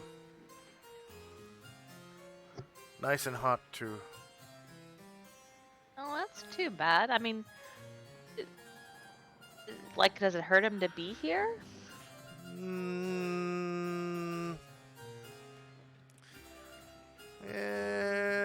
Maybe his soul? Hmm. Hmm.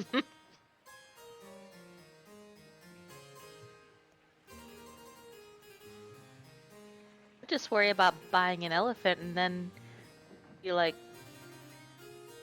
drops dead or something. I wouldn't want that. Well, I doubt he'll be shooting himself in the head if that's what you mean. Kind of cocks her head and considers. And that's it for now. I've got him trained and fitted to a howdah. The howdah's free if you buy the damn elephant. I guess you could fit more horses if you lost an elephant. Sold an elephant. Aye. The elephant's the standard. What was it?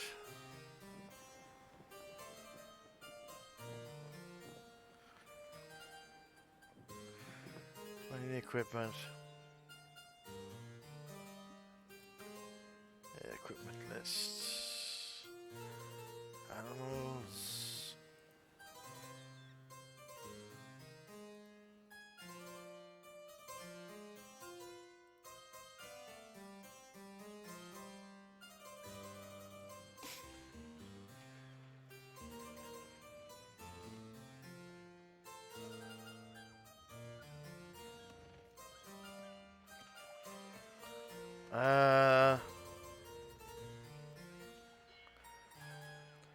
It's 500 GP, and it comes with a free howdah. How many people does a howdah hold? I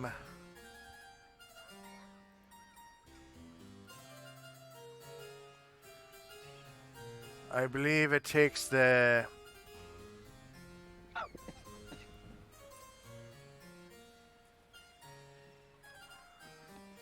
See. I believe it takes the driver and 4 passengers.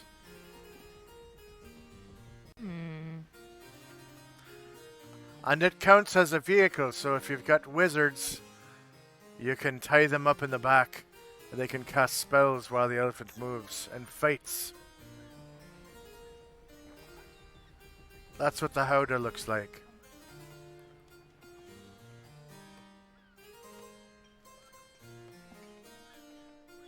Sure says, alright. We'll take it. Probably want to sell a couple of these horses, though.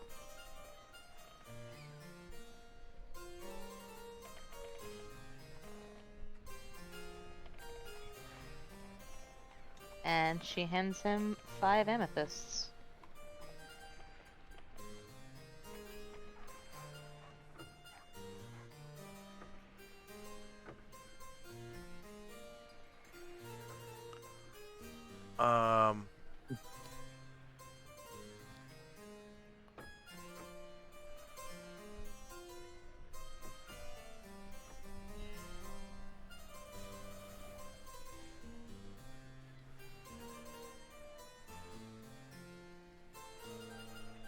Okay. Yeah, he takes the amethysts and he goes, well, these purple crystals are amethysts. These are worth about 100 gold each. 5 of them's well worth the cost of the elephant. Thank you. Good time. I'm gonna need to leave him here overnight, though. That will be the standard, 2...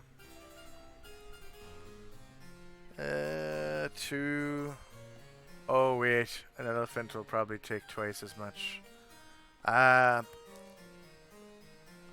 For silver.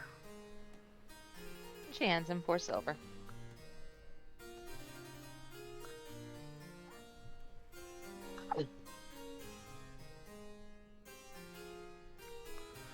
I learned numbers from Lord One-Eye.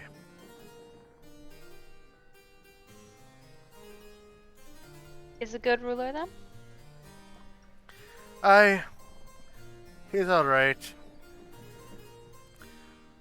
I just, I'm not satisfied with my career choice. There's What so else might much you wanna poop. do? There's Oh. so much poop. Ashley kind of holds her nose and says, "You're not wrong about that." She kind of leans in and whispers to him and says, "You'd be surprised how much poop there is in my line of work, too."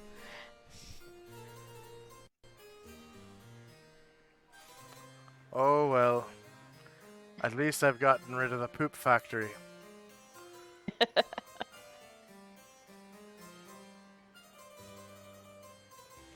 That elephant poops his own weight every week.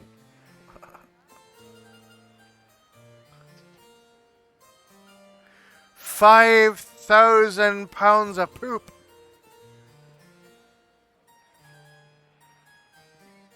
Asher kind of, her eyes widen.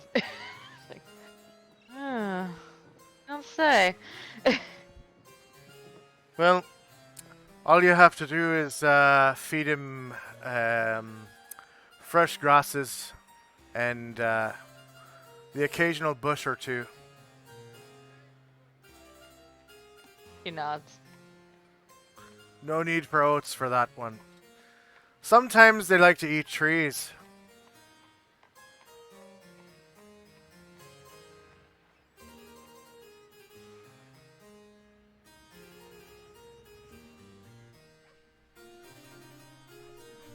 What do you want to name your elephant? Male or female?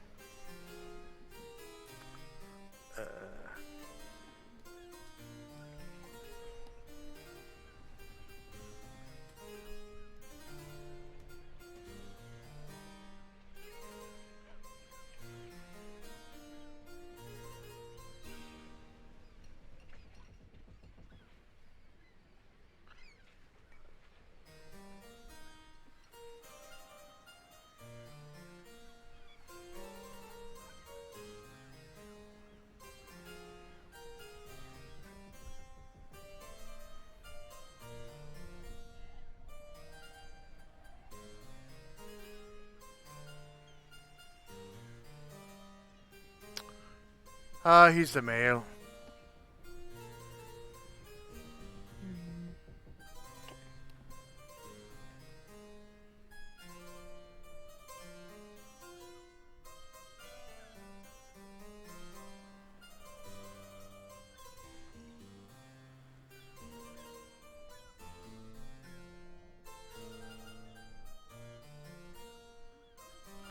Can I make a suggestion? Sure.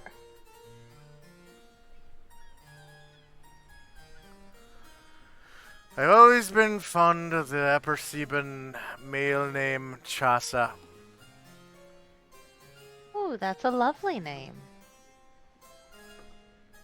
She pats him on. She like kind of slaps him on the back. Yasa it is.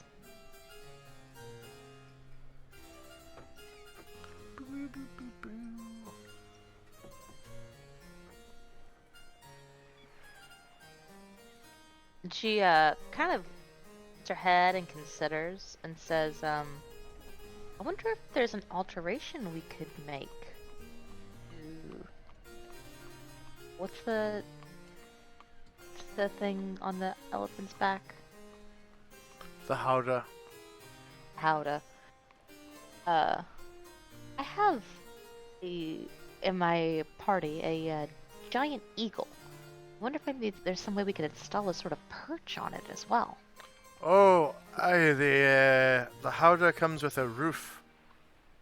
Lovely. And your eagle could probably just land there. Sounds great.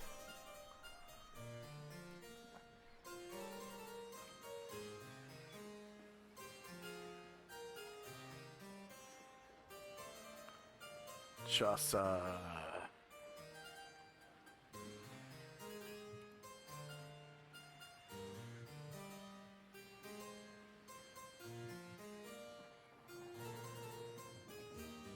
I'm so pleased about this.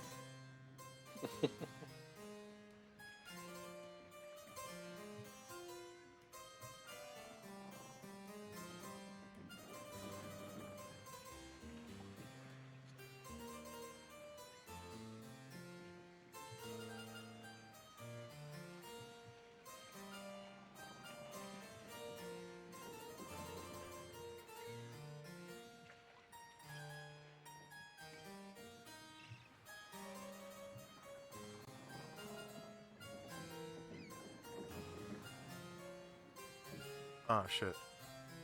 I forgot his bubbles.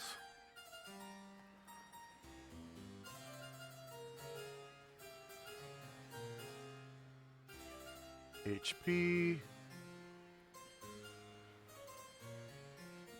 Bases.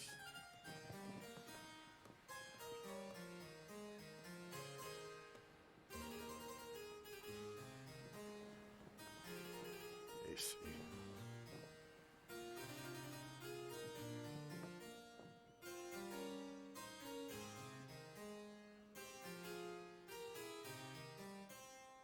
And Asher says, you think you could teach me how to drive him?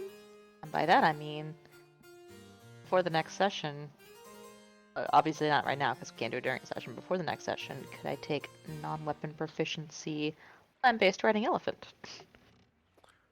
I'll teach you for free. Thank you.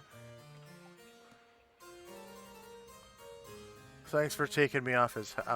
Thanks for taking him off me hands. She I gives him a really winning appreciate smile. I'll be living off this 500 gold for years. That's poop.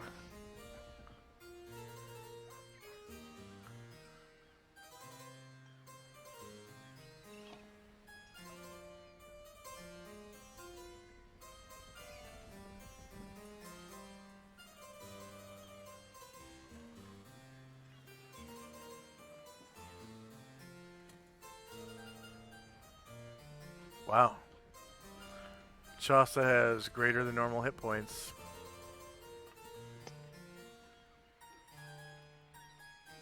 Wrong elephant. Regular African elephants have 45 HP. Uh-huh.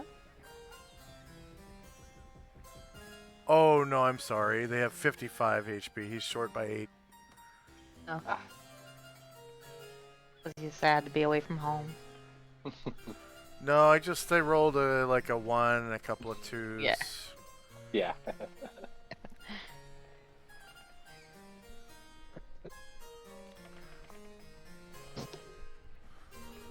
For some reason I was thinking they had 45, but it's 55.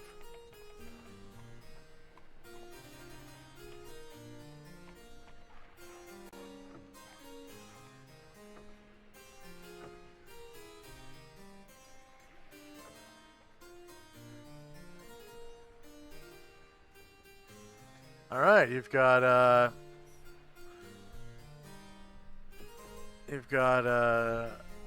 African elephant with a howdah and an actual Appersieben fantasy name, randomly generated by my Appersieben name generator. Nice. Chasa. Okay. Anything else for Asher and Company? All right, Tenzi and Company. The stable person already took our horses for us, so that was kind. I will walk into the store here. Do I see him anywhere about? It's him right here, right? Yeah, he seems to be tending to this horse right here.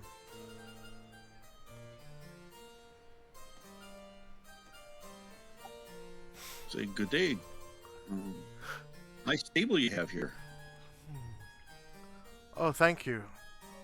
I try. You work this whole stable yourself? That I do. Are any of the animals for sale? All of them except for these war horses here.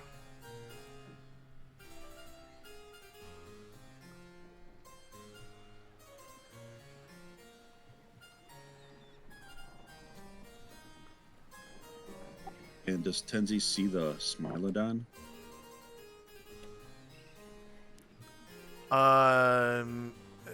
No, but you can hear it behind you. Oh, it's over on the other side. Alright, do you run the stable across the way as well? No, that's my main competitor. He doesn't sell horses like I do, or mules, okay. or camels for that matter, or elephants. He only sells exotic mounts. More exotic than an elephant, that is.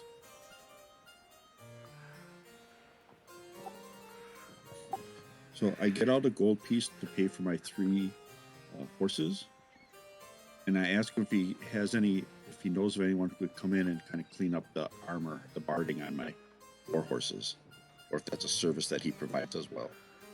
Aye, that's a service that I provide. Okay, I'm I'll going to be give him the using gold. saddle soap on your saddles, and a bit of oil on your barden. Will this gold piece take care of the 3 horses then? Aye, that'll be it. Okay, thank you. And I'm going to walk across. Good day to you, sir. I'm going to walk across the street and see what's going on over here.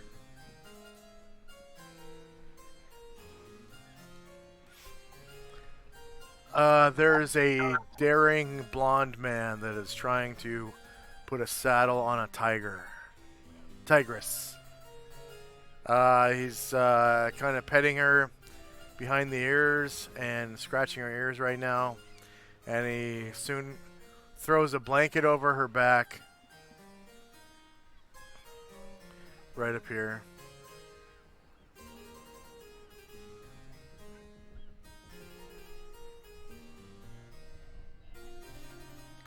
So I don't know if you can see this tiger right here, but Nope. he's throwing a blanket over her back, and you can hear buckles being buckled. There's a Smilodon right here at the opening. He kind of sniffs your feet as you walk up. Kind of sneezes for a second because you're not wearing shoes. And then he goes back to sniffing your feet again. All right. I'll wait for the daring young man to finish his task, and when he's ready, I'll talk to him. Okay. Other than that, it'll be then my turn. If he doesn't, he's too busy. You can feel the bristly maw of the Smilodon as it comes right up to your feet and starts licking your toes. I'll try scratching behind his ears.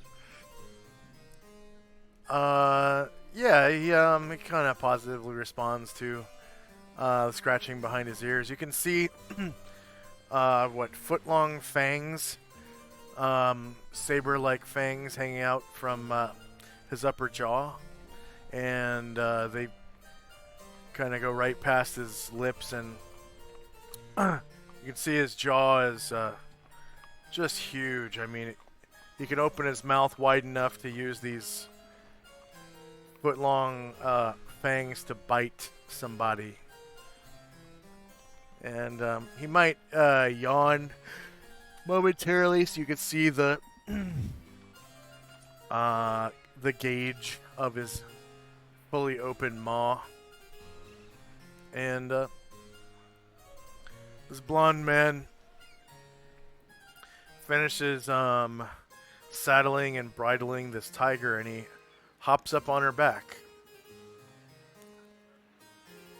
And he catches a glimpse of you and he says, "Oh, sorry.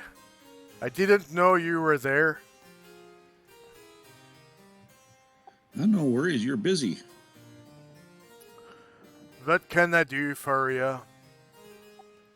I'm admiring this cat here. And he "Oh, the pets him. Smilodon." Yes, and he pets him on the top of the head, the Smilodon. Is this for sale?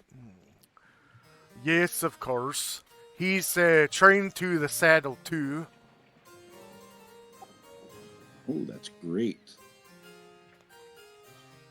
How much? "Well, they're very rare in these parts, so that will be 500 gold."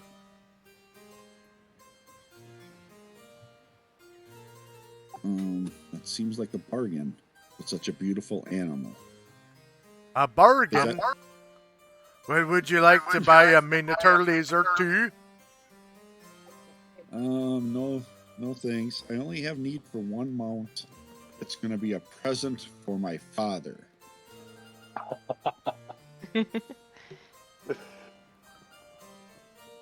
"It will make a fine gift." Does that include the bridle and saddle and such? "Well, I suppose I could throw that in." And he hops down off of the tiger and pulls the filthy bridle out of her mouth. It's been used on like 3 animals so far, and grabs the saddle blanket and the saddle. And it's a normal horse saddle. It just fits right on the Smilodon's back. After he puts the saddle blanket over, throws the saddle over, and sticks the bit in the Smilodon's mouth. And it's after a moment, it's ready to ride. He's pretty quick at it, it seems. The saddle has stirrups and everything. It's a war saddle, so it's got the half back chair on the back of it, and the stirrups, and a nice big saddle horn and all that, so it's hard to fall out. And the reins are nice. They're attached to the bit and bridle, and the bridle is it's about the same size as the one you'd put on a horse, but it's like, adjustable for different sizes, and they just use horse bits and bridles and saddles for all these creatures, pretty much. All right, then I'll give him a spinel that's worth 500, and 5. Actually, I'll give him 10 silver pieces, and tell him that I'll pick up the Smilodon in the morning. What you want to name it? He's a boy.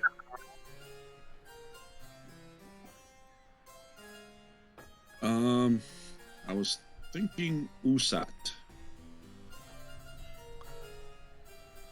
How do you spell that?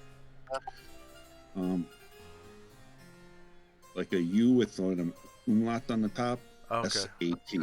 Usat.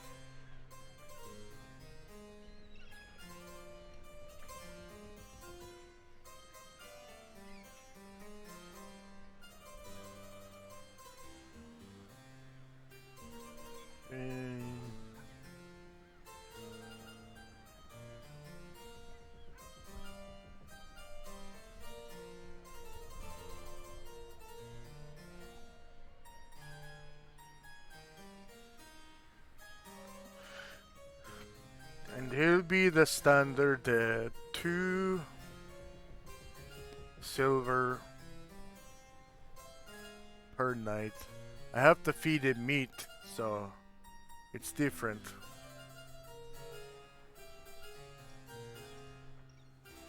Okay.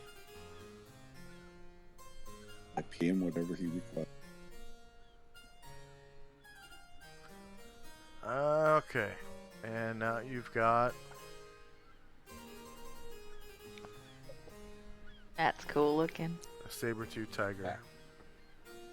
That's scary to imagine Ashbrail writing that.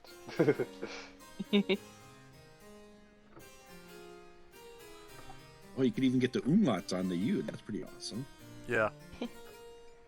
Yeah, Roll20 supports a bunch of different languages.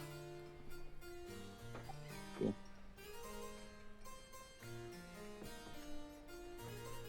Okay.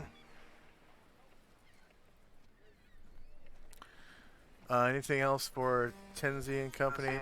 Nope. Shandrak.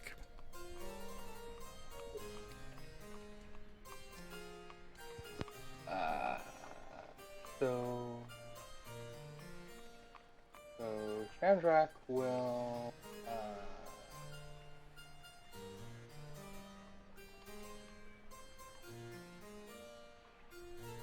so Sanjak will say across the way to Tenzi and Asher. It's like so now that we have our horse business taken care of, want to check that crack inn out. Let's do it. All right. Tenzi's a bit So- hesitant about bringing Ashfield in there, but okay. So far, so good. And Shandrak will start to make his way back north.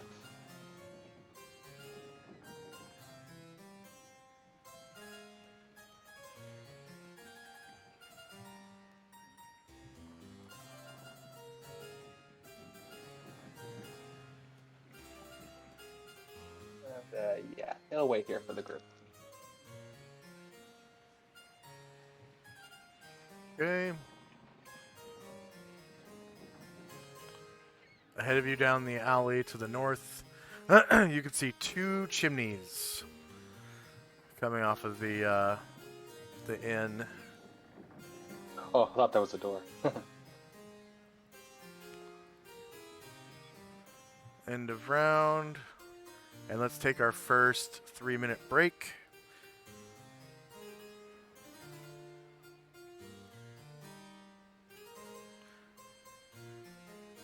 Be right back in 3.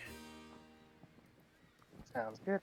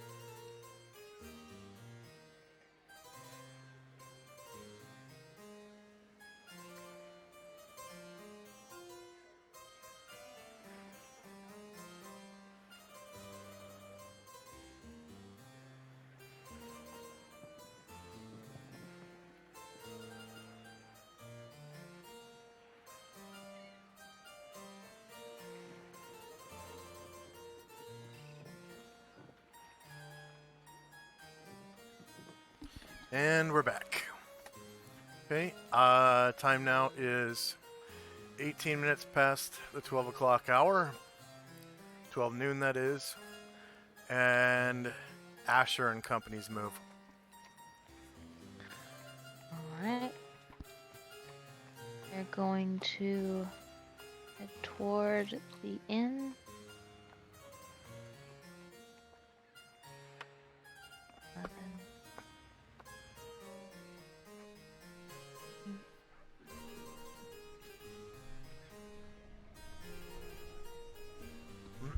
And don't forget your follower and your other henchman, too. Yeah. Yeah, so that'll get her basically to the front of the column. Everybody will... Oh, wait. Oh, you're putting the horses away. Cool.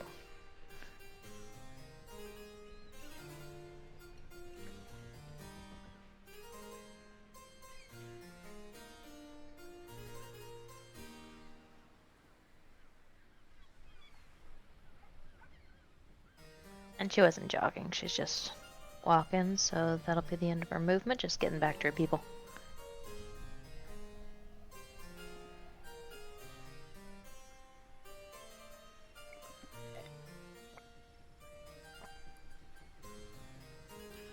Alright, Tenzi and company. Tenzi's all excited now and runs out the alley and says, Father, come here. And Asher comes up.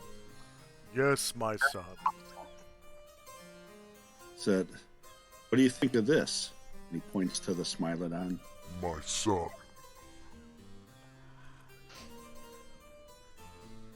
This is most outstanding, my son.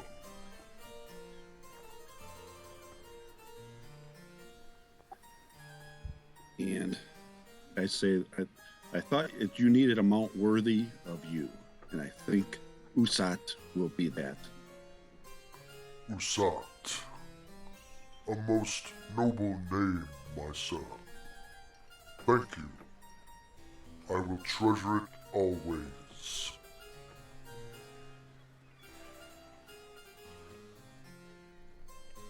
Then we'll move up the alleyway, but I think somehow I got Musashi stuck in a wall or something, or else just something I'm lying at.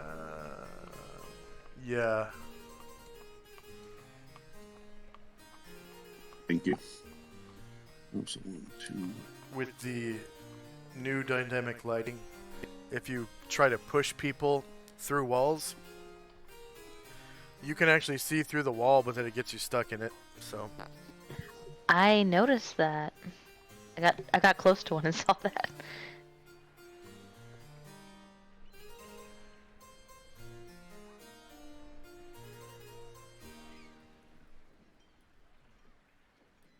I'm sure they'll eventually iron that out.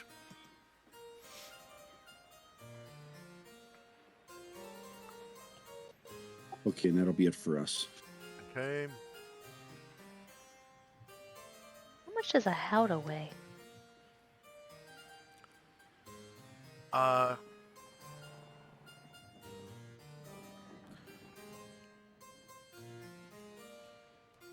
It's in the combat and tactics book.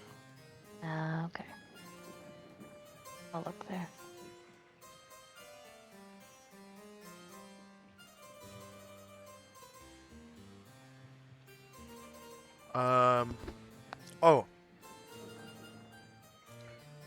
So there are 3 different sizes. There's large, huge, and gargantuan.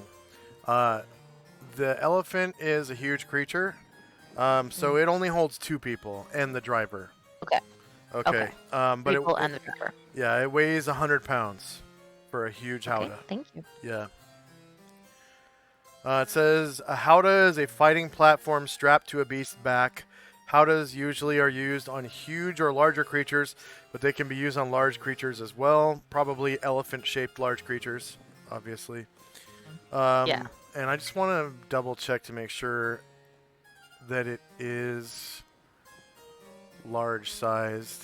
I mean, huge sized, because it could be, if it's large, that's going to change things. It is large. What? Wow, the African elephant is only large. It's 50 pounds. And the size capacity is the capacity is one person. Maximum capacity, huge and gargantuan creatures can carry smaller howdahs. Some common sense adjustments are necessary. For example, polar bears are huge creatures, but their rounded bodies and rocking gait limits them to one space howdahs at best. Okay. So, sorry about that. I thought it was 4 people, but it's one. One human size. Is that one total or one plus the driver? 1 plus the driver. Because the driver actually sits on the elephant's, like, neck. Like, right behind the ears. I can make this work. Yeah. So you can put 1 caster on there, at least. Yeah. A problem. Yeah, I noticed when the basic encumbrance was 500, I'm like, I'm not gonna get 4 people on there anyway. Yeah. Oh, yeah, with 50 pounds, you should be able to. Alright, thank you. Okay. And then, Tenzi, did you finish your move? I did, thank you. Alright, Shandrak and company. Man, what a difference it makes having a frozen mug to drink. Sorry about that, Shandrak, go ahead. Not sure where the door is, but There's a door that Stefan came out of right here. Okay, there it is. Oh, and there's Tenzi.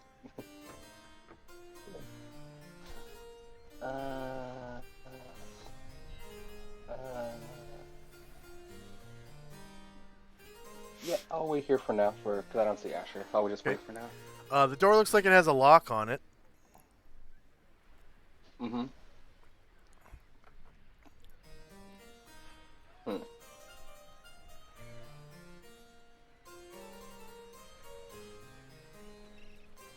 And from here you can tell that it's locked. Is there any sign on the door that says like it's closed? Nope. No sign on this side of the building. Okay. It's probably the back. You're in a back alley right now. Right. So, I guess I'll walk around back to the front.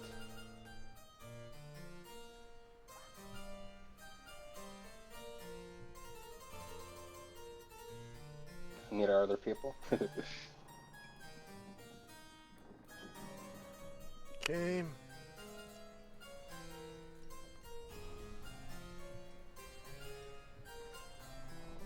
$12.19. Asher and Company.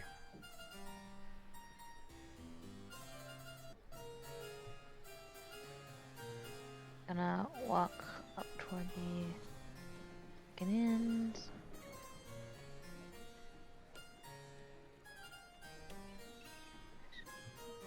The Oregon.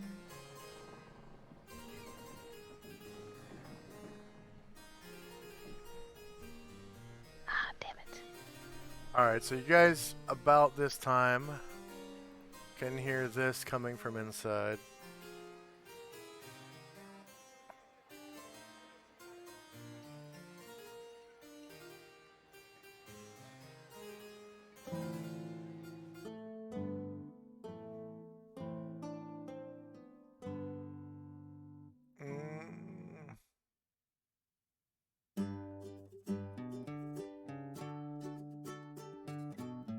Accidentally got Varen stuck in a building like you were just talking about.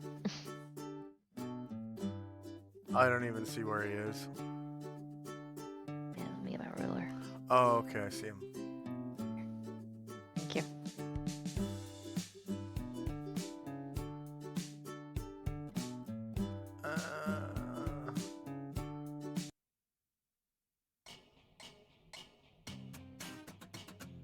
Yeah, this is what you hear. All right, you can see I actually wrote the name of the Kraken right here on the boardwalk. That's just to represent the sign. Okay. The front door looks like it has a lock on it. But from here, you can. I'm sorry. From here, it looks like it is unlocked. All right. Asher's gonna open it. All right.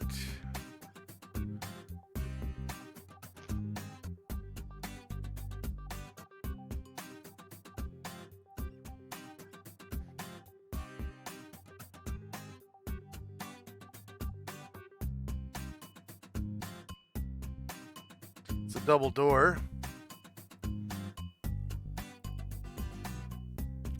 And inside you hear the sounds of guitar.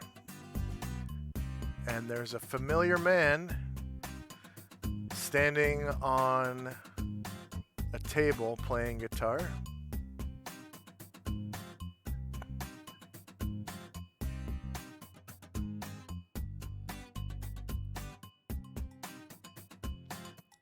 And that is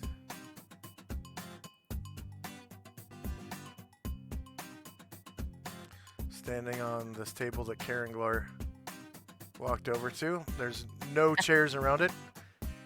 Is Ryer the Black from Gronar. Oh yeah.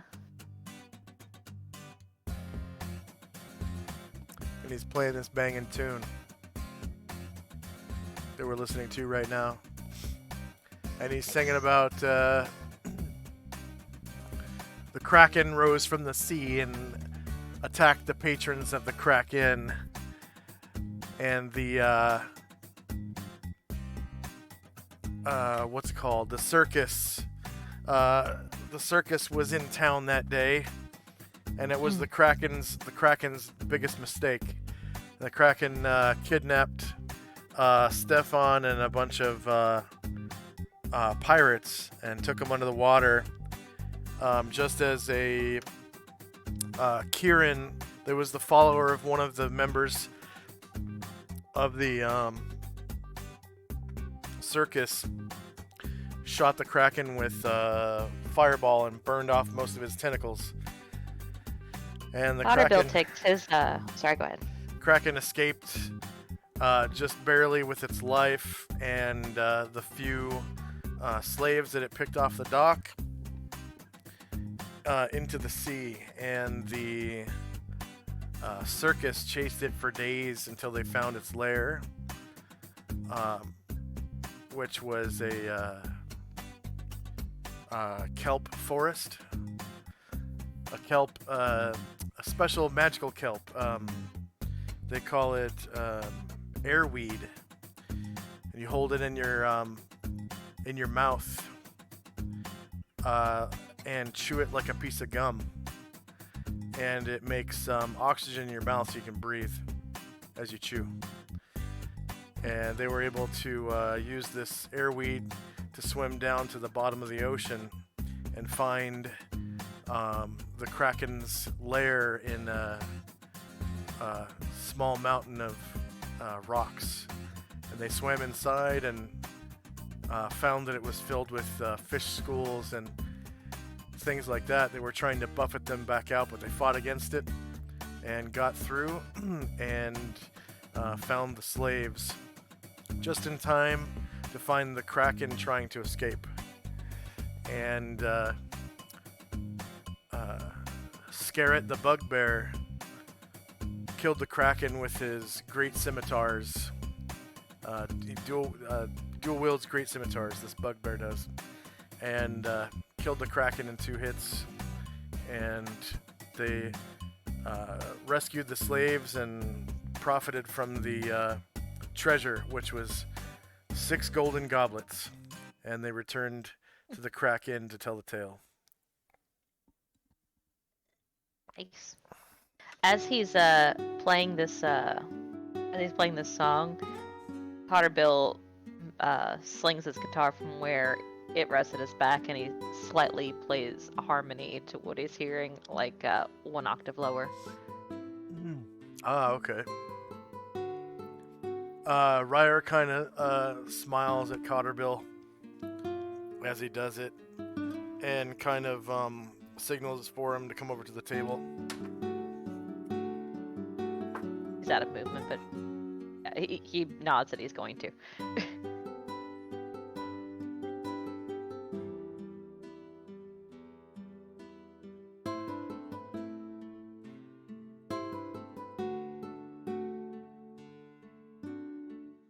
Oh, yeah.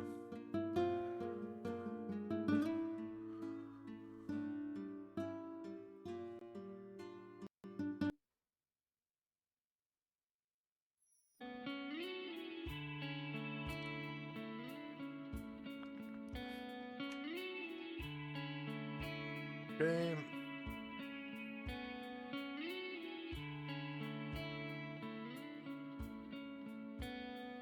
Need a couple of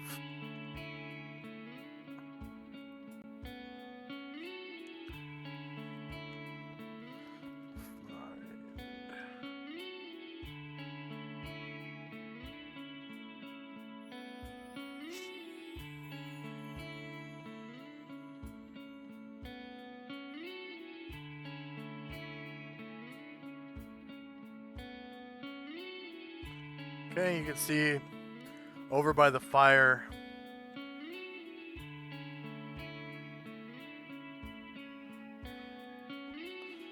there's some girls dancing.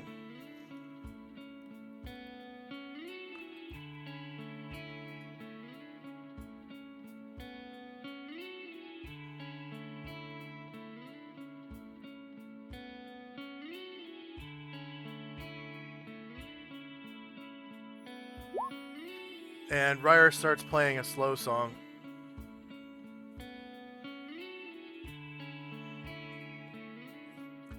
There's one blonde girl in a green dress. She looks like a North woman. There's a girl in a red dress with a red flower in her hair with black hair. She looks like she's from the southern desert regions at the southern tip of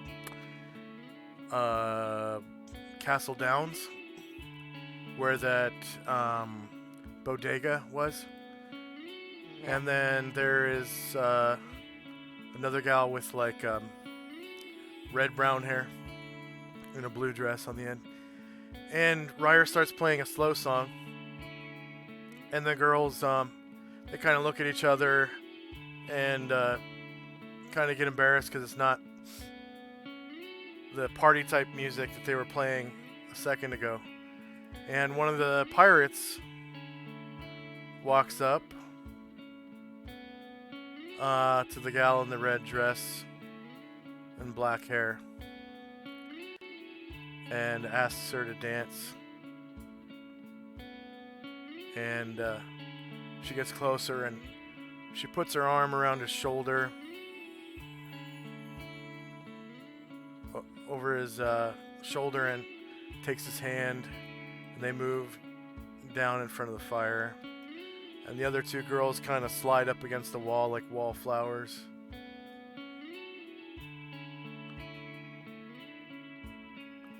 Because no one's asking them to dance.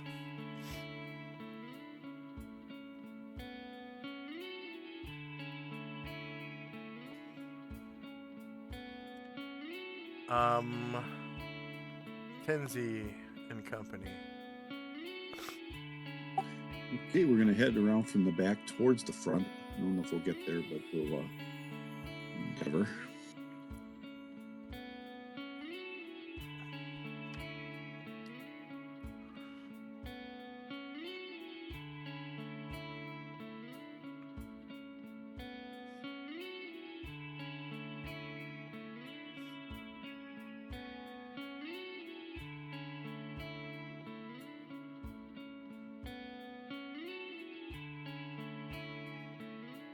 So we'll just be moving.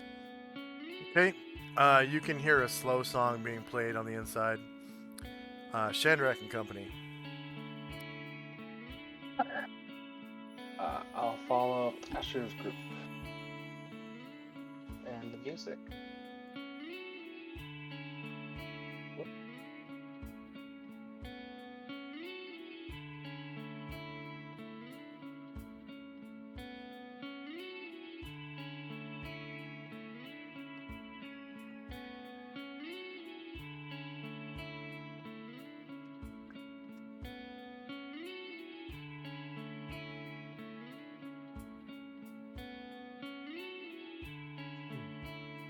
You can see the doors have been flung open at the front of the building. And inside are some of your friends. And Ryer the Black from Gronar, standing on top of one of the tables. And he's playing a slow song. And the song has just changed.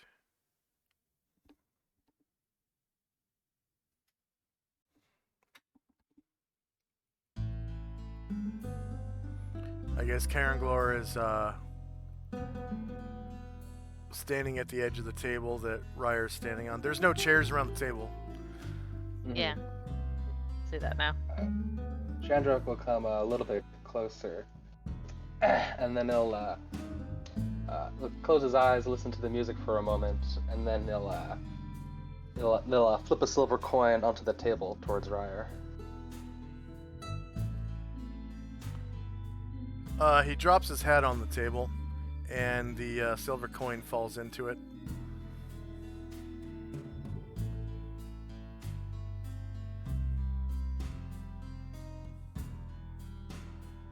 And it sounds like another slow song is playing.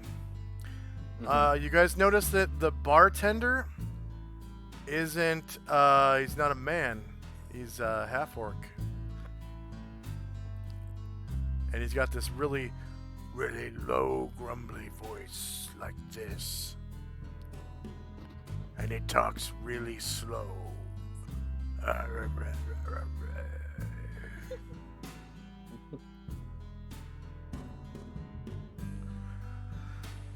Somebody asks him a question and he goes, "No, I don't have that on tap.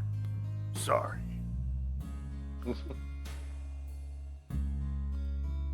Okay. End of round.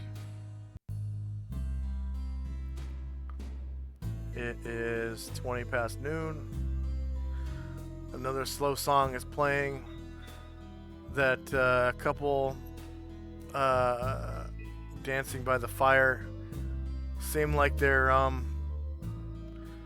got some chemistry because they get really close for this one. She lays her head down on his chest. And he's got a big old smile on his face. And you can tell he sniffs her hair a little bit, and his smile gets wider, and he kind of snuggles with her hair. Asher and Company. Karen Glorb kind of backs away from the table a little bit and gives Cotterbill room, and he comes up and he's standing next to the table and strumming along with Ryer.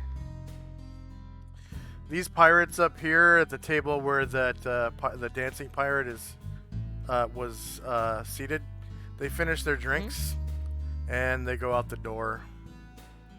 So now there's a table open. Yep. Asher's gonna take a seat there. And those girls look at the guys in your group and look at each other and kind of have this nervous look on their faces. And they just kind of, after a second, lean back up against the wall and start talking to each other.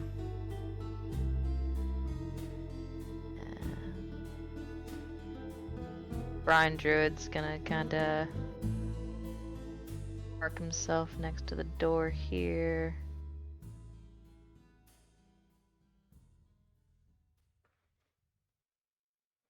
And he finishes playing that song and starts playing a little bit more of an upbeat song. and the pirate kind of backs off a little bit, and they start doing this almost like a two-step, and then the other two gals join in. And pretty soon there's like this little weird kind of medieval line dance going on. And the pirate seems to be like having the time of his life. Asher sees that, and she's gonna get up and she's gonna try to join. Alright. So proficiency at dancing just means you're really good at dancing. Everyone can do basic stuff like the two-step and things like that. So knowing how to dance doesn't take the proficiency, just being good at dancing takes the proficiency. She's not particularly good. She dances with enthusiasm. Yeah. It looks like the three girls are probably proficient dancers because they're really good at dancing, and the pirate is just like, you know, he's not bad, but he's not good either. Yeah. It looks like he's just barely got the grasp of rhythm. He's got a little bit of rhythm. Anything else from Asher and Company? That's it. Okay. Tenzi. I managed to get Musashi stuck in the wall again, and we'll walk around and we're gonna stop at the doorway and just kind of look in and see what's going on.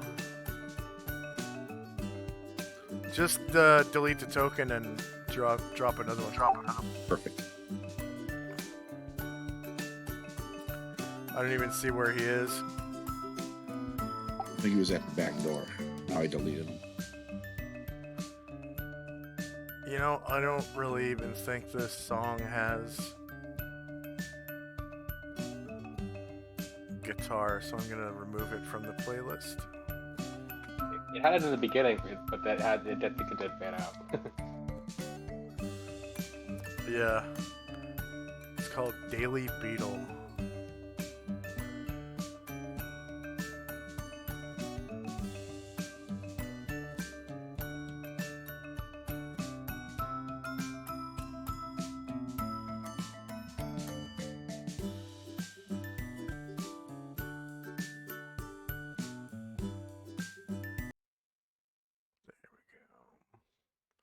I mean, there was a little bit throughout the song, but it just wasn't enough to be a guitar song.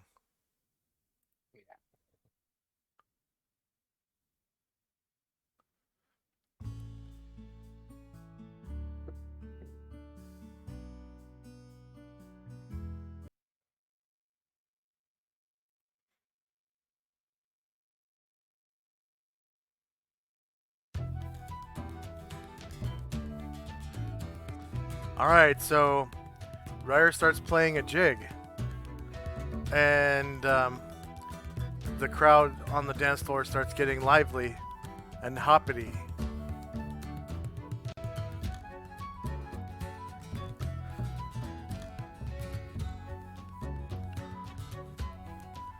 Anything else from Tenzi? Nope. Okay, Shandrak and Company.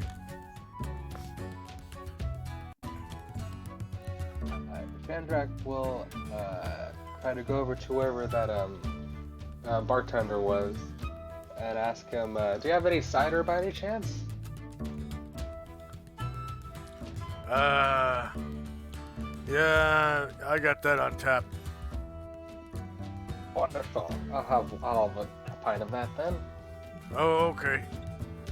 That's the regular price from the player's handbook. And he grabs a mug and he reaches down behind the bar. Then he produces a mug filled with what appears to be cider. And he slides it over towards you. And cider costs X amount from player's handbook. Uh,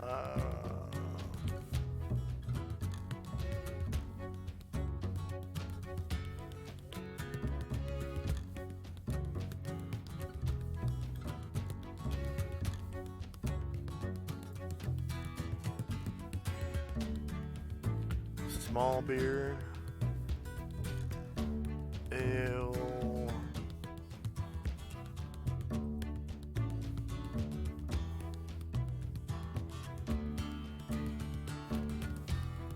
Burn, which is 250 gallons, is 8 gold pieces, but obviously that's too much.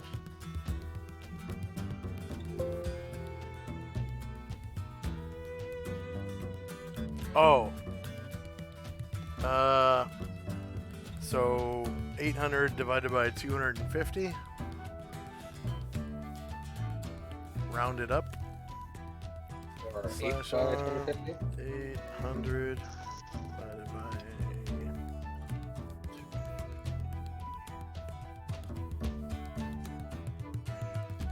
by 4 copper. I'll hand him a couple silver. And it's a whole pitcher. It's a whole pitcher Okay, with a mug. I'll bring the pitcher over, and I'll also ask him for a couple more glasses. Then I'll take that over to the table with the other people.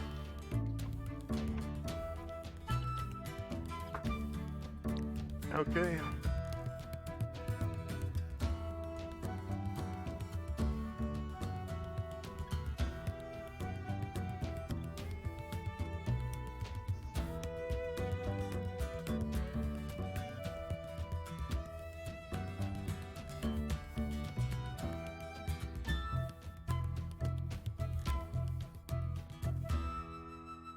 I'm just drinking my cider and chilling for now.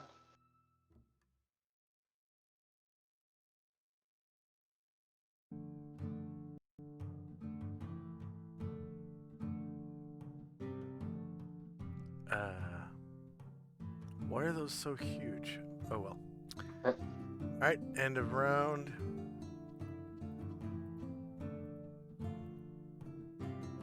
It's 12:21, Asher and Company. Alright, Asher is going to step back to the table, and she grabs Jim by the hand and tries to pull him into the dance, and he kind of like resists, but she you know, she can't actually pull him up. She's not that strong, but he finally like relents. Yeah. You can see Frank is turning a turkey on the spit, on the fire.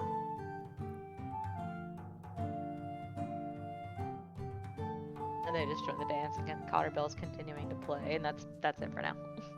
Okay. Tenzi and Company.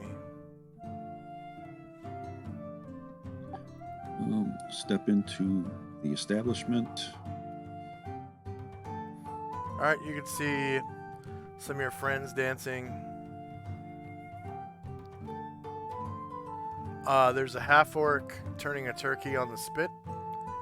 He's dressed with an apron and whatnot, so probably the barkeep. There are several pirates at the bar and at the back table.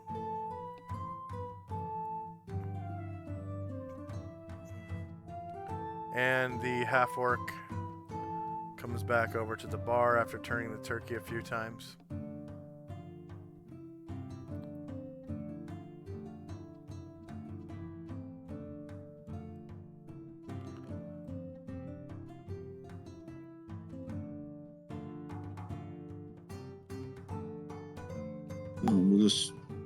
That'll be a throw.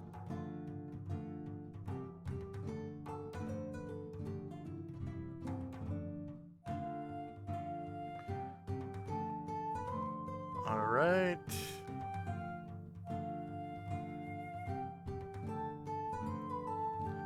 Frank's good wife comes out of the kitchen.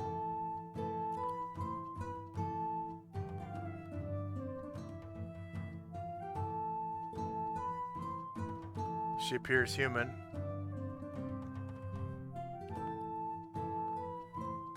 Frank is the half-orc that I mentioned earlier.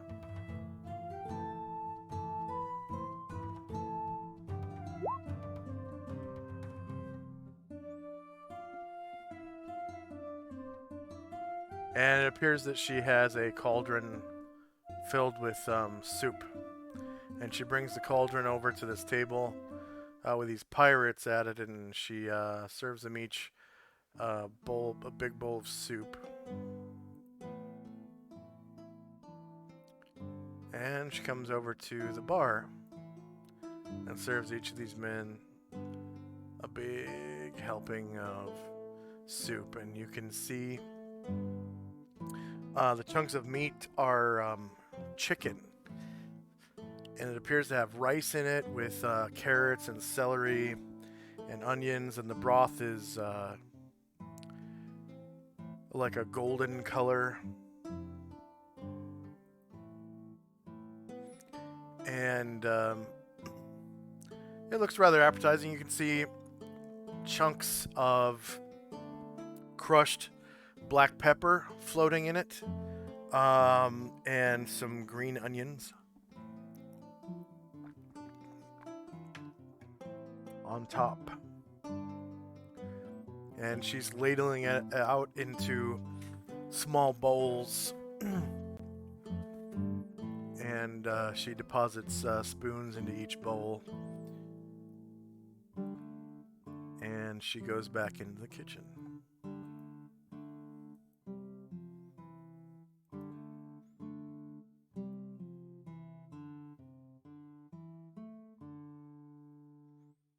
Anything else for Tenzi and Company?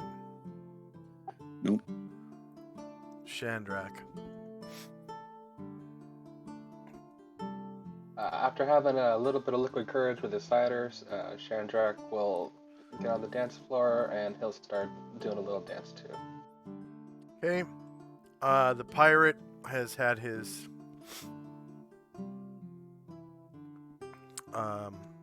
satisfaction at dancing with the ladies and leaves to join his brethren. The current song is another slow song, and the gals back up again against the wall like wallflowers, so you'll have to ask one of them to dance. It seems Asher and Jim are doing their best to slow dance.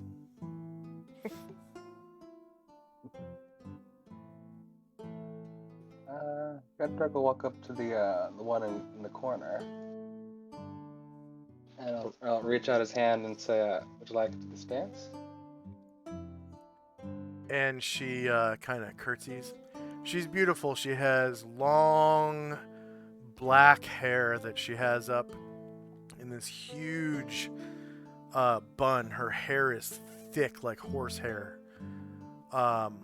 And she has her hair bound with like a black band, and there is a red rose in her hair, and her dress is long. It goes almost to the floor, and it's red, and it has like a shawl on it. And she takes your hand and moves out to the dance floor.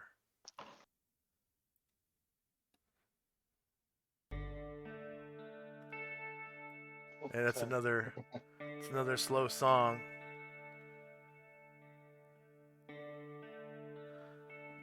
And she puts her arm on your shoulder and takes your hand and waits for you to lead. As Shandrak does, he takes her hand and puts the other on her waist and starts doing a little waltz. And she's impressed by your waltz. She gets this smile on her face as she looks down. She looks down at your feet. She's not familiar with the step, and she follows your lead perfectly. She's pretty malleable, and picks up the step and looks back up at you, and she gets this big smile on her face. She has feral features, very angular features, and dark eyes and eyebrows and long eyelashes with full lips. She's very pretty. Okay.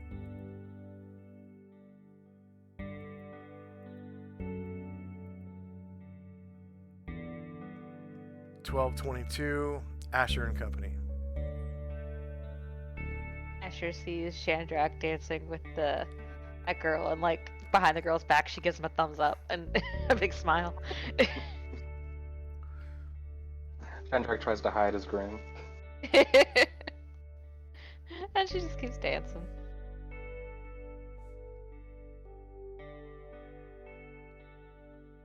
The other two gals against the wall are kind of staring at the woman in the red dress, and they seem a bit jealous. Their faces get a little rosy.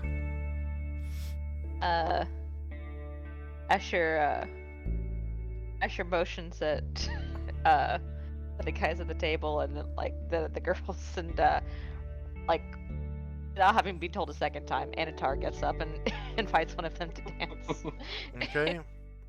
You notice there is another girl over here in the corner, but she's not dancing. She's sitting at the table with one of these pirates. It looks like he has a captain's hat on, and he actually has two cutlasses, and also this man who has a carbine rifle slung over his shoulder. He's wearing leather armor, a knight suit, and a housebreaker's harness. He has several pouches on a bandolier filled with grenades. Sorry, go ahead. Oh, that's it. Varen ignores Asher's suggestion entirely. Karenglor thinks about it for a minute and sighs and rolls his eyes, and kind of stomps over and puts his hand out to this girl. Oh, she notices demeanor. She notices his demeanor, and she shakes her head no, and waves him off. He kind of shrugs like, "What can you do?" And then he sits back down.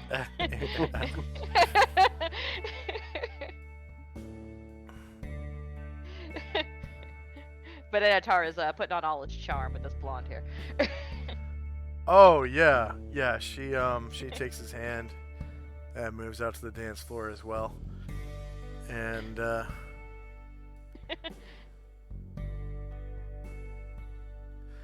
yeah, she looks like a North woman. She has long blonde hair that's done in several braids. And she's very thin and very, very fair of skin. Out of all three of these women, she's the fairest. She's actually the fairest person in the room. She has like light blue eyes, almost like steel, steely blue eyes, like a gray blue. And her eyebrows and eyelashes are almost invisible because they're, so blonde, and against her skin, it makes them hard to see.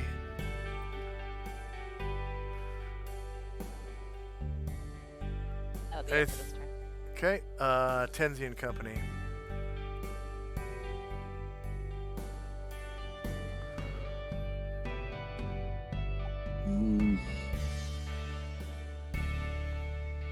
There's not really. Are there any places to sit that aren't taken? There are now. There are 3 seats at this table.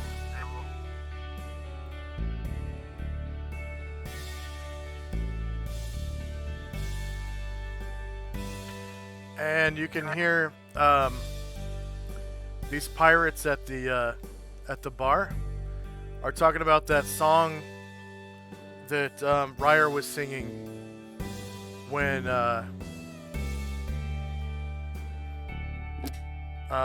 was it Shandrak's group that first came in?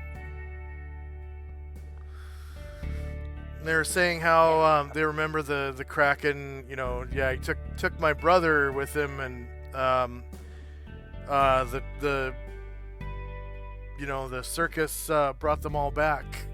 None of the there were 2 that died during the attack, but the ones that were taken as slaves, they all survived and returned. And then another guy's like, oh, that's pretty cool. I just heard rumors of some kind of invisible city in the mountains to the south of here, in the Gray Mesas. And someone's like, you know, bullshit. I heard about that. My cousin went looking for that place and never found it. It cost him a year and about 1,000 gold from his savings to search for this fabled city. No one's ever found it before. And Asher, you know exactly what they're talking about. Yeah, but nobody... she pretends not to know, but like she kind of gets a tiny smile. Yeah. And then another one of the pirates, this one on the end, you can hear him kind of point over to Stefan and says, yeah, I heard about the lands where that one is from. They were taken over by Orogs about 50 years ago, and they killed an entire race of elves, and one of the cities of men where Stefan is from, and completely ransacked the place. And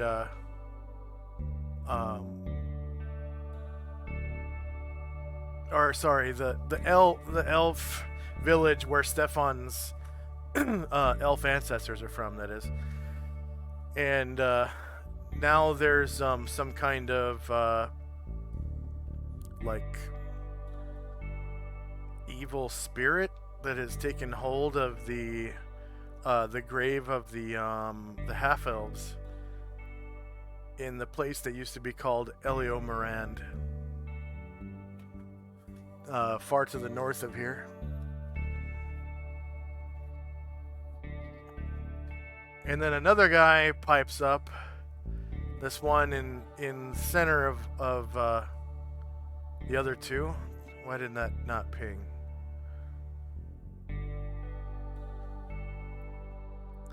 And he says, oh yeah, well, I hear back east of here in Adria, there's a guy called the Shogun that's running everything, and he wants to keep the empire for himself. And so he is systematically taking out the monks. And he has already killed off all the practitioners of karate, except for one of the adventurers in these parts, who recently went back to Mingdao. And one of the other ones like, oh yeah, I heard about that same thing. And another guy goes, oh yeah, isn't Ushas alive again?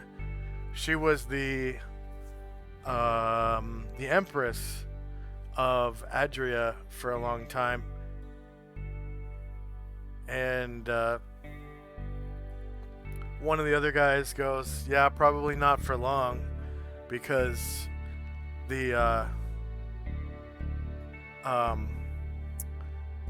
the Shogun has access to assassins. So she'll probably just get assassinated again. And one of the other guys goes, I hear that evil creatures can't come within 100 miles of her.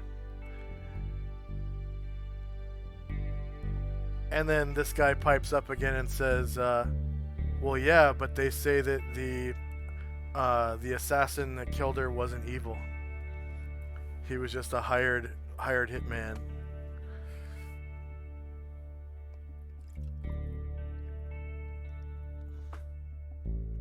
And the other guys go, oh, good point. Good point.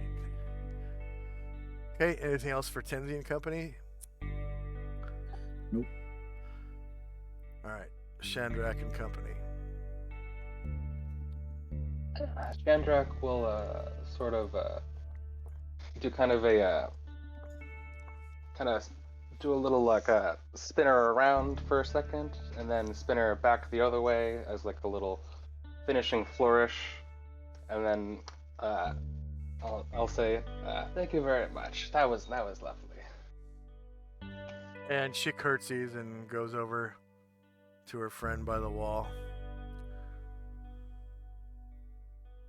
And she gets this big smile on her face, and like she has a little bit of a giggle, and her friend giggles and looks over at you and then looks back at her, and you can tell that they're talking about you. Oh. Shandrak's just gonna pick up his cider and have another drink and just enjoy the music for a moment. Okay.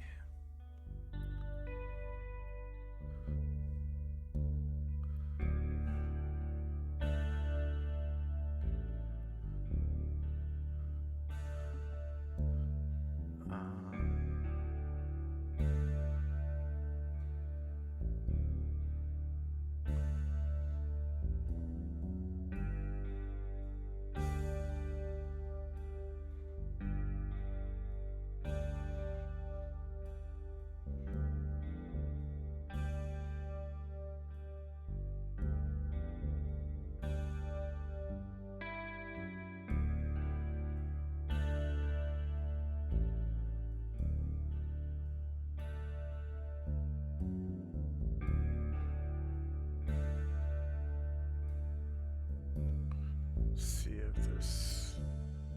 Okay.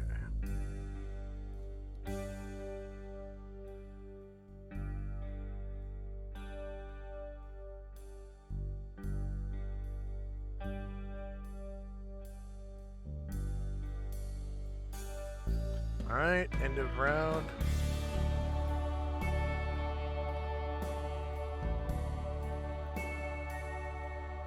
It's now 12:23.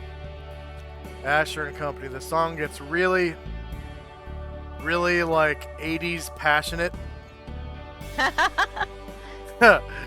for a minute, and it feels like you're walking on air. She gives herself up to the ecstasy, and she is going for it. There is hair flying everywhere.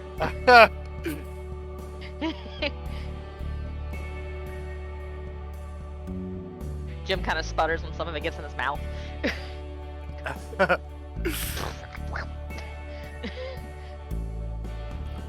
Anything else from Asher and Company? That's good. Okay. Oh, cool. Looks like Excel809 has joined us in chat. Welcome back, Excel. Good to see you. Tenzi and Company. Musashi and Asher are going to move back to this corner. Perhaps Roll20 cooperates with me.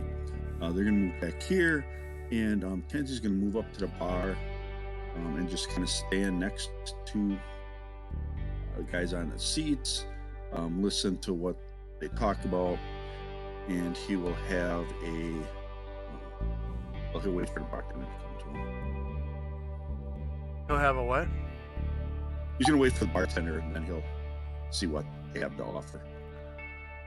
Oh, okay. The bartender comes around and he says, "We've got cider, small beer, ale, and there's a whole turkey roasting right now." And he goes, "And my wife has some bread cooking in the back."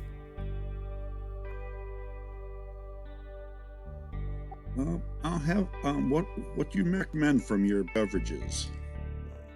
I make a good ale. I will try your ale then, sir. All right, that's the standard ale.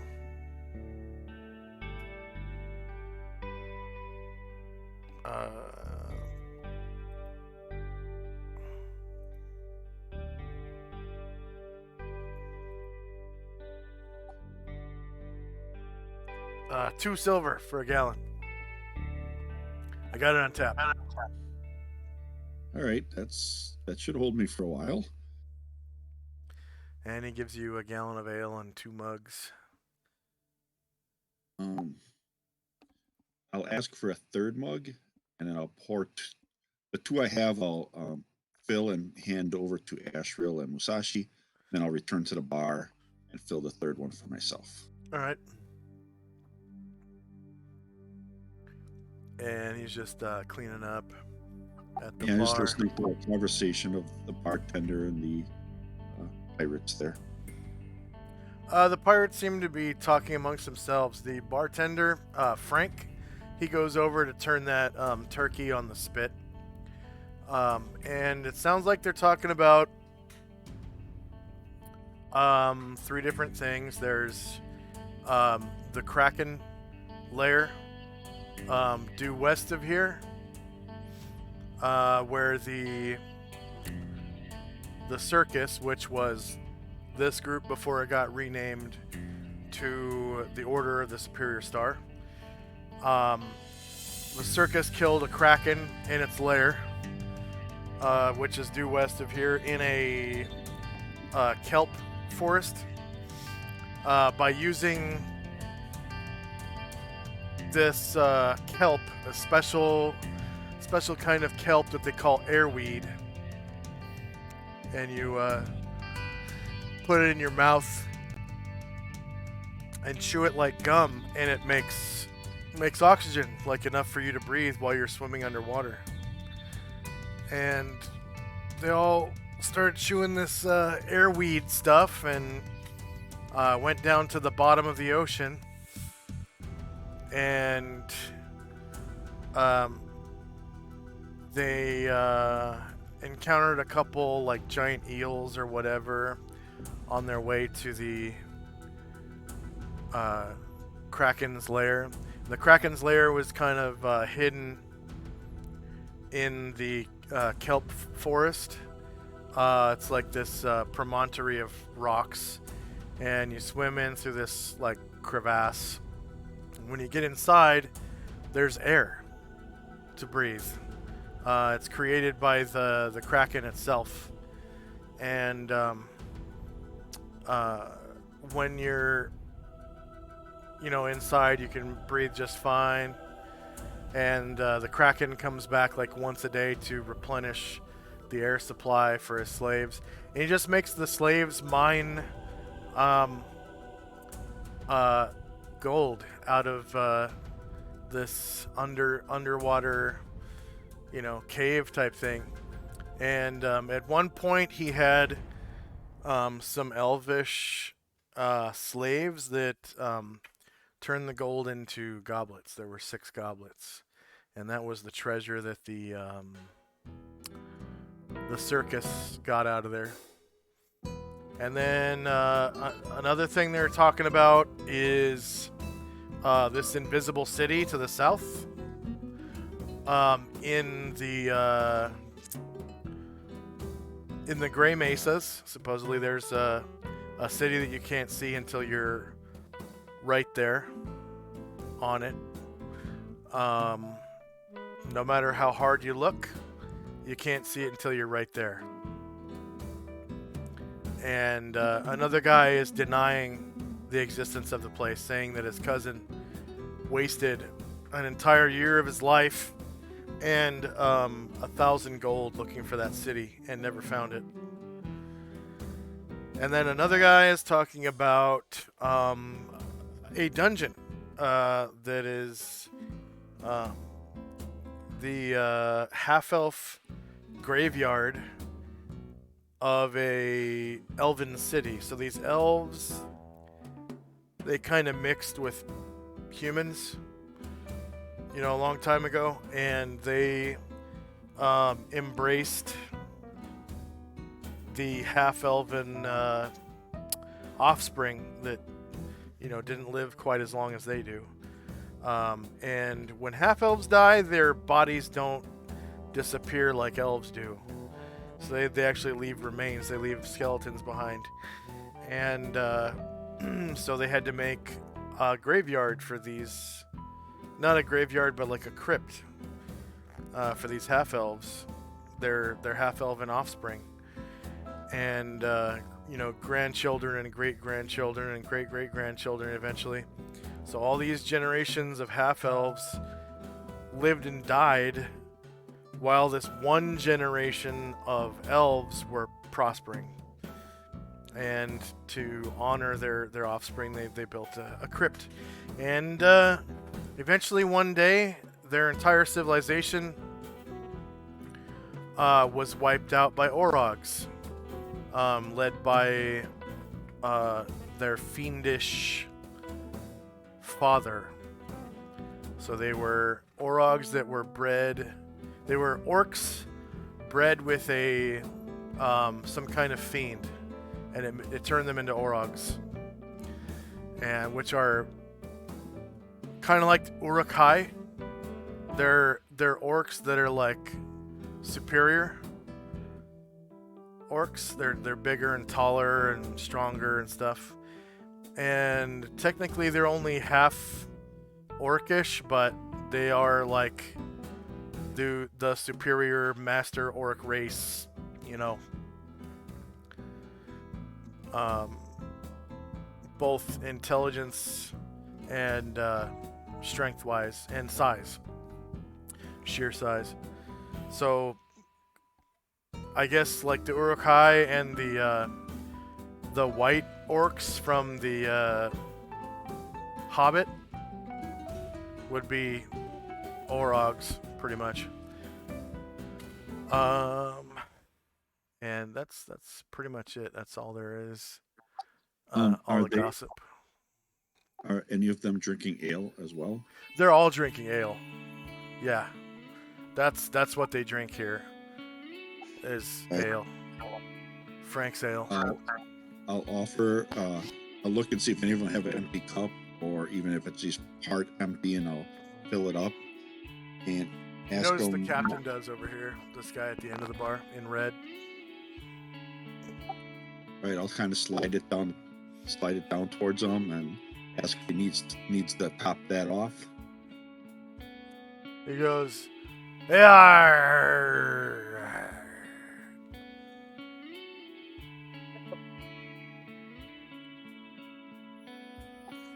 Right, and then I'll ask the one talking about the half-elf graveyard if that was the city of Eleomoran. That's this guy right here, and he says, "That'd be, aye, that'd be, Eleomoran."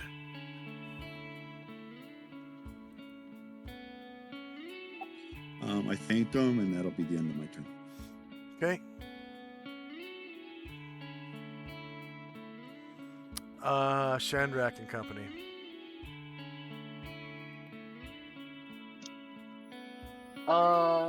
Okay, so the difference between like hirelings and henchmen, like could is hirelings like only like lower level people, or could I like you said this guy was a mercenary, could I like hire him potentially? Hirelings are always 0th level. Okay. They have no level. They have no class. Mhm. They have an occupation. Okay. And Okay. then henchmen are always adventurers. They have a class and a level.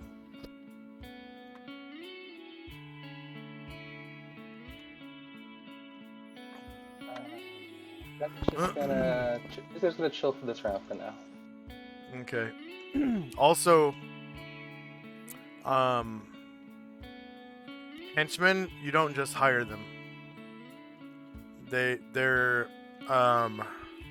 attracted to your charisma. They're actually your friends. Right. And that's why they come with you. They're motivated by friendship, but they also require like equal treatment to the PC. So, same amount of money, same amount of treasure. For sure. Yeah. I All right. remember that one. End of round. 1224, Asher and Company. So Asher kind of leans forward and gives Jim a quick kiss and squeezes his hand and walks off the dance floor. Okay. And just kind of walking over to where Tenzi is and where she heard these guys talking. She sees that he's, kind of asking some questions, and she's gonna leave him alone. She's kind of walking around and exploring the inn.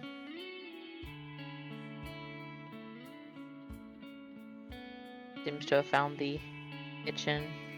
Yeah, the kitchen has this stone floor. It kind of matches the cobblestones outside. Not exactly. It's like slightly different stone, but they're the same size.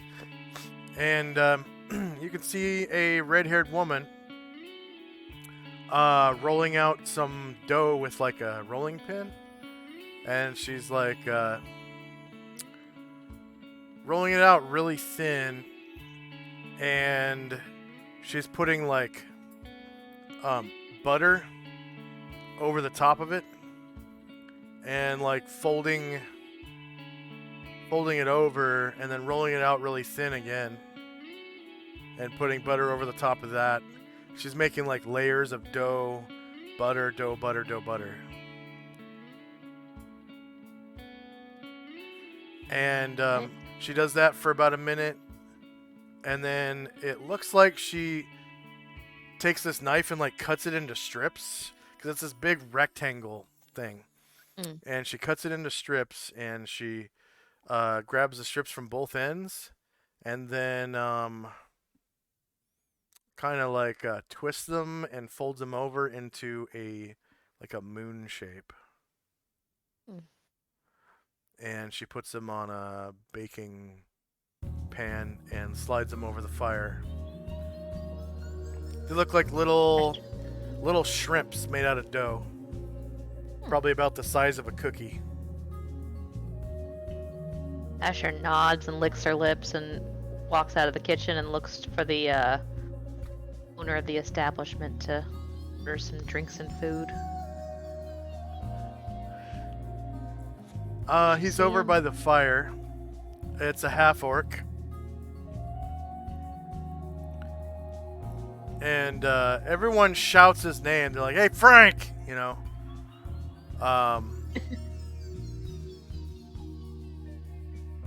And also, over in this corner, you see a couple dubious characters. There is a pirate captain right here talking to this guy who is obviously a mercenary. Yeah. He's wearing leather armor with a knight suit and a housebreaker's harness. 2 baldricks, one in bandolier style with grenades, and the other one holds a longsword across his back. He has a the short rifle slung over his shoulder. He's got a hand cannon, the horse pistol, so the Magnum pistol, slung in his not slung, but holstered on his right hip, and then on his left hip there is a fighting dagger. So it looks like he's trained in dagger, pistol, CQC, and rifle fighting and sword fighting as well. CQC means close quarters combat. Okay. So that pistol is good for shooting people that are 10 plus feet away, and then anyone who's 10 feet or closer, he'd probably run up and stab him with that dagger. So it's like a room-to-room fighting style, I guess. Or when you're out of ammunition with your rifle. Anything else from Asher and Company? Oh, yeah. She's going. Frank. Yeah, she looks at Frank and says, let me count how many people I got. She says, 7 ales and meals, please. Let's see. Guess that's gonna be it. So Is he's it a got good that or whole... common meal? The turkey's gonna be a common meal, because it's not red meat. 7, so 35 silver divided by 2. Okay. She hands him a platinum.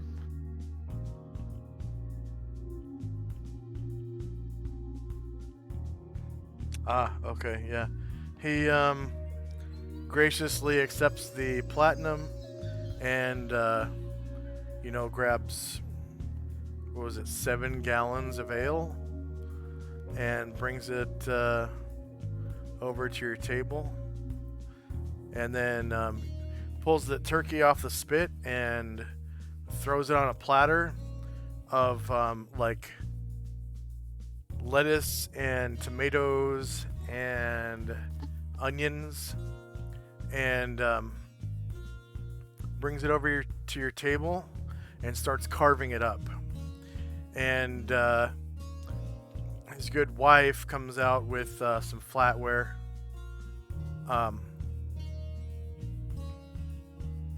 small plates and forks and knives, and he even while it was on the spit, he was catching the gravy, and after he's done carving up the bird, his wife starts serving it out, and he comes back over to the fire and pulls out a small pot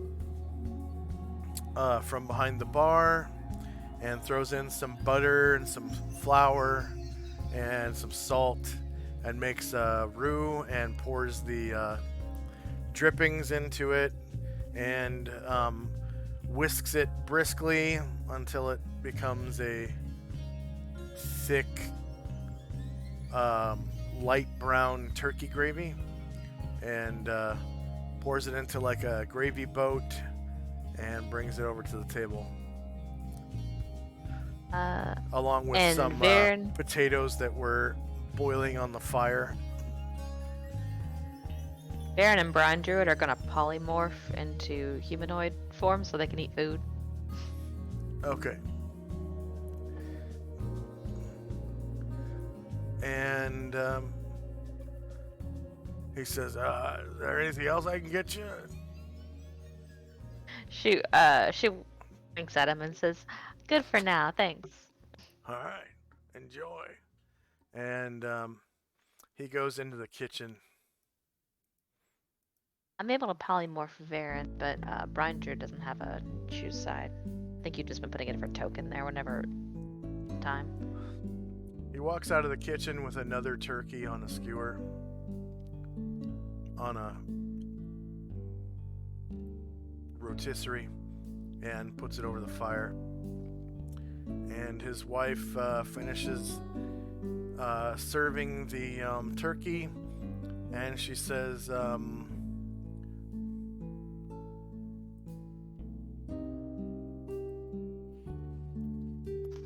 Just let me know if you need anything else.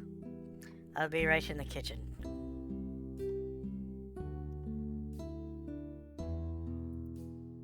That's it for now.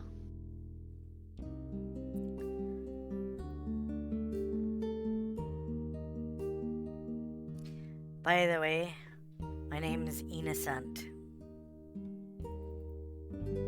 It's a beautiful name, Innocent.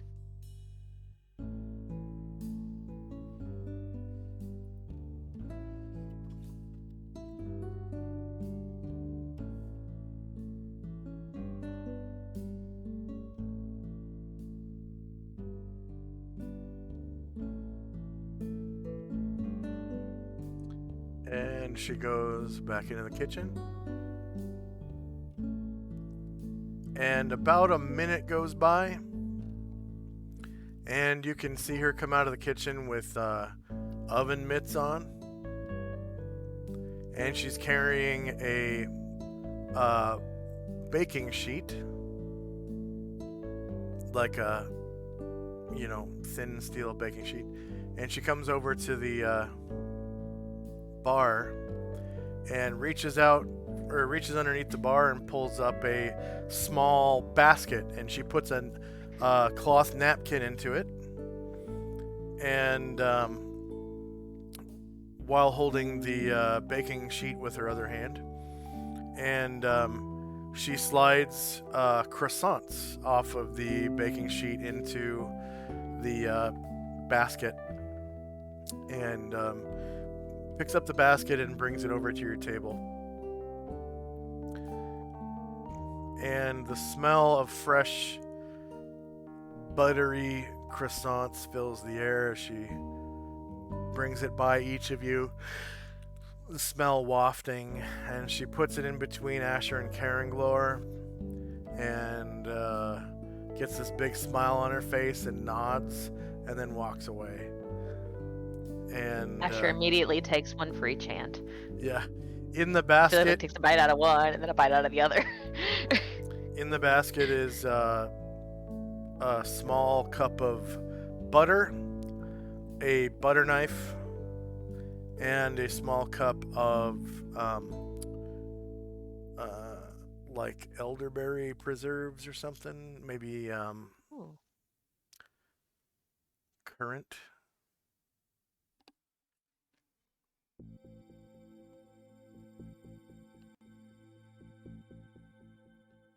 All right. Anything else from Asher and Company? That's good. All right. Tinsy.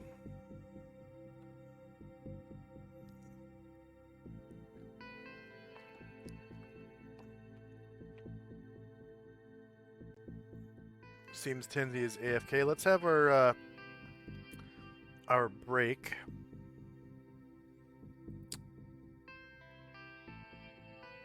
We'll have a 3-minute break, and hopefully by then Tinsy will be back. Get a drink, get a smoke, get a poop, get a snack. We'll be right back in 3 minutes. Be right back.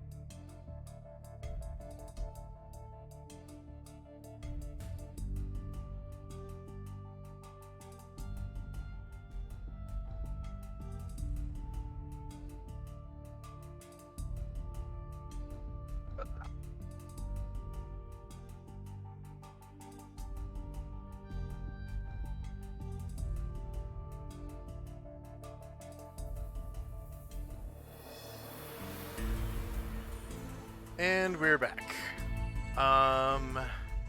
Anything from Tinsy and Company? I think we'll just. Sorry for having to step away. Oh, it's okay. Um, We were up for a break, anyways. Okay, cool. Yes, Tenzi will stay at the bar, talking with the pirates, seeing what they know about.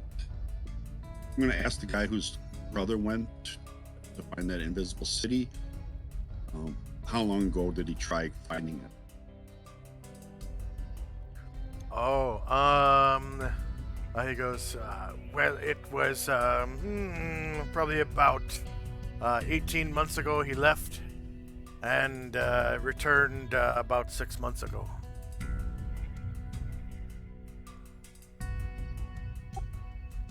And the Great Mesas, they aren't that far from here, are they? No, just hop, skip, and a jump across the plains to the south.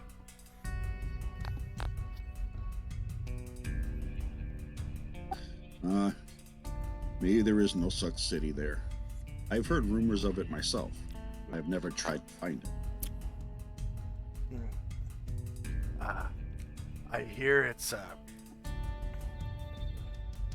well, they say it's, I don't believe it because my brother came home empty-handed, but they say it's a beautiful city. I don't know anything about it.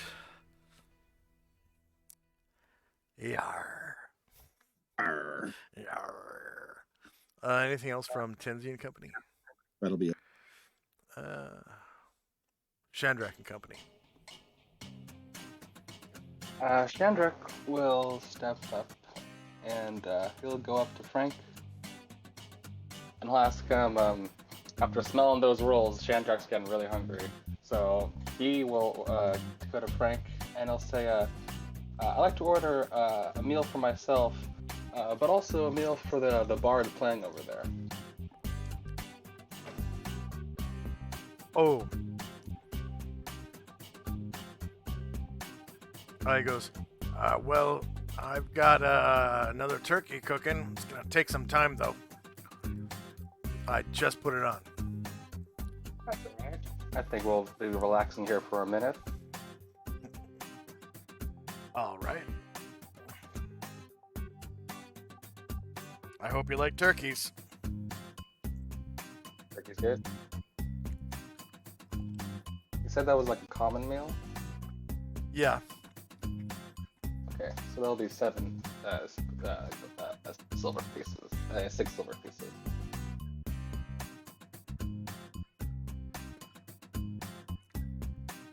And Jack will return to the table. Just chilling and waiting.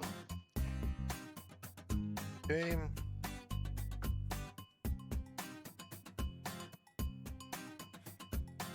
Time, spells, Asher and Company.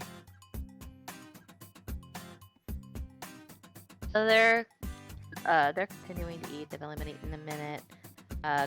Cotter Bill kind of wanders over and gets his share.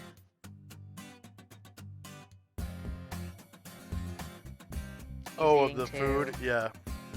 Kind of standing at the corner and eating. Yeah. It's a pretty good sized turkey, so it feeds like 10 people probably. Yeah. And Asher kind of looks over her shoulder and says, "Hey Frank, besides unusual exotic mounts, anything about this town worth buying that maybe I couldn't find anywhere else?" Oh, supposedly out on one of the boats they got a gunsmith. Cotter Bill kind of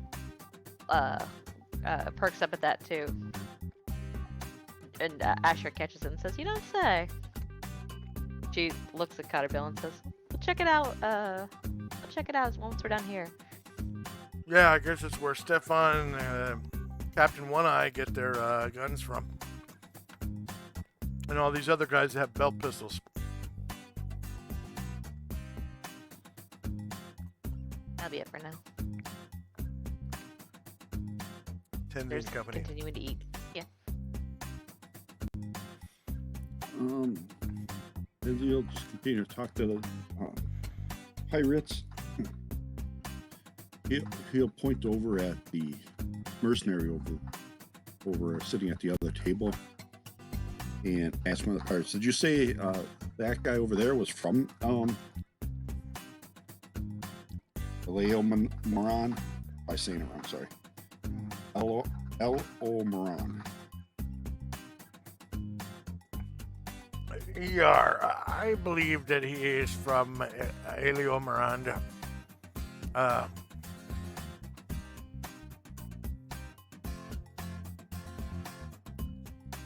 Or maybe it was his father. Ah, okay. I was going to ask how he survived if those fiendish Orags invaded. Although he looks quite skilled. I think he traveled with the circus for a while. He was a henchman of someone named Anatar, I think. Tenzi kind of perks up. Anatar looks up when he sees his name. I look over at Anatar, like, kind of shrug. Is that you? He smiles and shrugs back. Yeah, Anatar goes, it was a long time ago.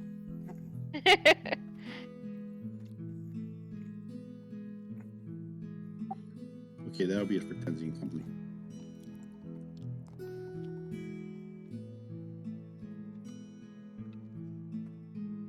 Shandrak.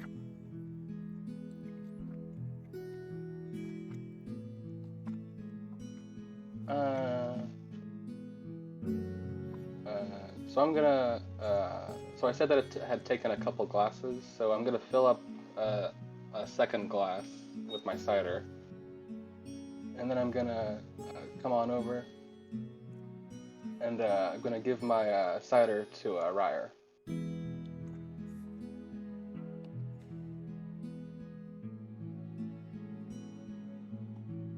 Ryer? Yeah. Okay. Give one of them to him. It's like, hey, you look like you need a drink. Yeah, he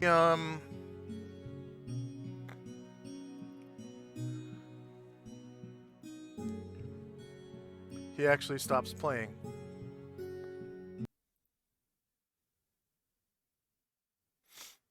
And, he puts his guitar down.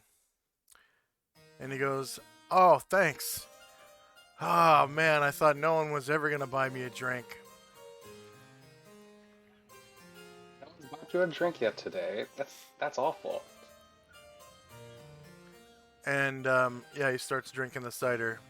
And he looks like he's really thirsty. Really, because he just, like, drinks half of it in, like, one gulp. And then he starts taking his time after that.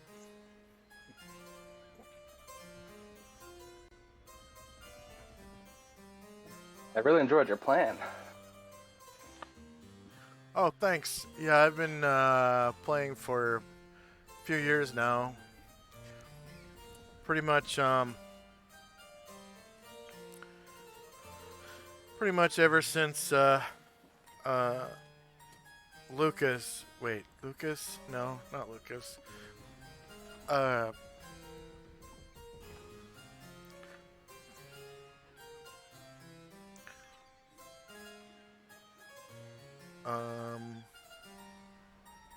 Ever since Lucas took my friend Justin away. Justin Seitz. He was the Blue Bard of Gronar. Yeah, ever since he took my friend away, I picked up the guitar. Actually, It's been less than a year. Yeah.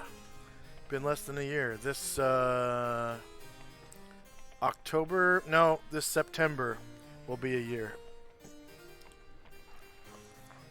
Well, you're from So Grunnar? That's three pretty more far months. away. Yeah. I like to travel sometimes. You know, Yeah, same being same here. being a bard.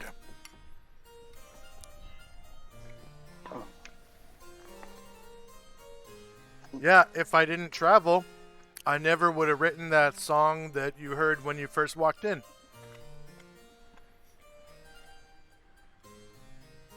Did you hear that along your travels? Yeah, I heard that here. That actually happened here. Oh yeah. Well, actually, on my voyage in, we actually saw the carcass of that kraken. Oh, Yeah, it's basically a big dead reef now. that's pretty gross. You'd think after 9 months or so that it would be rotten all the way. Well, that's pretty close. Mm. Were there like seagulls landing on it and stuff? Pecking at Oh it? yeah. Absolutely. It was a mess. Ew. Yeah, we took a wide berth and we could still smell it. Gross. Well, welcome to Aquabelia. Yeah, it's much more inviting than I thought it would be. Yeah, Pirate Lord One Eye is people tend to overthink him a little bit. He's a much simpler man than you would think. That's good to know. Ah, this is a complicated world, so simple's better. Yeah. Well, I better get back to playing my thing. Thanks for the Sure. drink. No problem. And Shandrak will fill up his glass and drop another silver in. All right.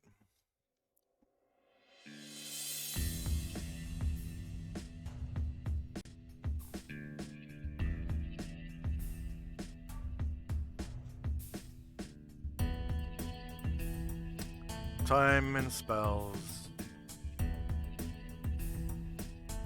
Asher and Company.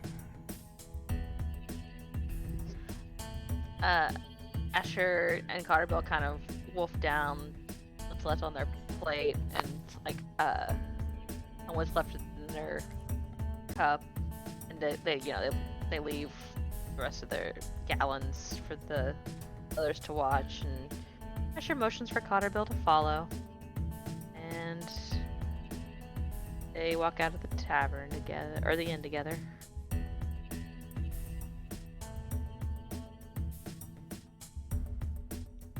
Scans the horizon with her eagle eyes and sees if she sees any boats that look like they're selling guns. All right, so this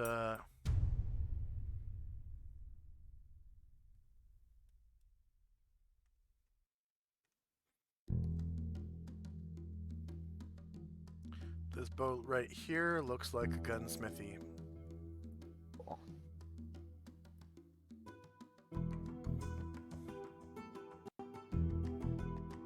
And they'll head that way.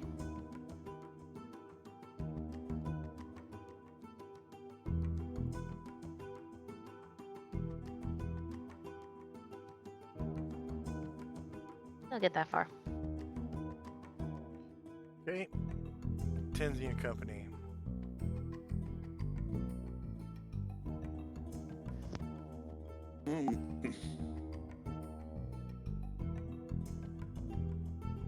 I'm going to ask if they know anything more about the Shogun.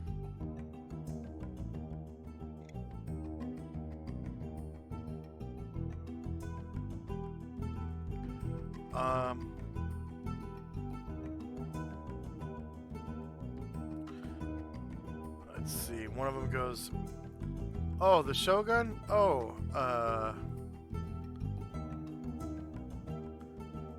well, all I know is what I hear from other people.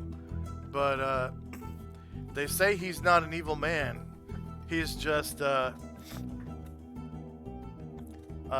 doing, like, his job, which is to, suppress the barbarians.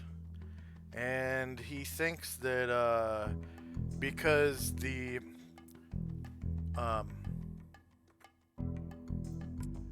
because Ushas wants to elevate the barbarians out of their barbaric ways, he thinks that she doesn't have the country's best interests at heart. So he wants to keep the empire for himself.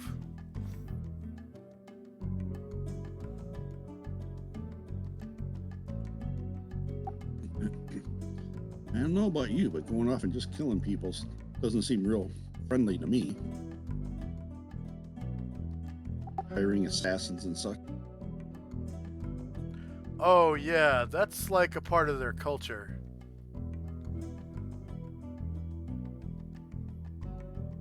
Hiring assassins. I mean, over here it's assassins are like really, really bad people, but over there I hear they're just farmers. Oh, that's interesting. I always feel like you should do your own dirty work.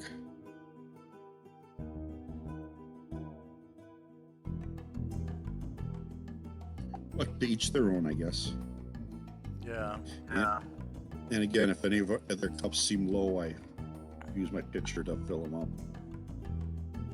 Yeah, one of them gets kind of low when talking about the Shogun, and he says, "Yeah, I heard that there was this priesthood that stood up for him. They don't even worship Ushas. They were a bunch of monks that practice karate from some kind of karate school, and so he had his men sort of wipe out all the karate schools."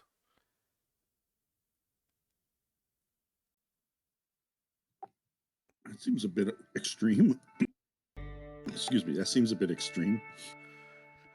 Yeah, I guess like all these karate schools kind of united again under one banner and started a revolt against his soldiers, his samurai, and so they killed all these karate masters. You must have a pretty big army of samurais. Yeah, well, I guess he's got command of like the Imperial Army, which would probably include a couple other lords samurai. Ah, that makes sense. So, but it's and I hear there's at least one other one other daimyo that has his support, and of course some kind of family of assassins. I don't know if they're the same ones that assassinated the Empress originally. But I hear he has assassins under his command.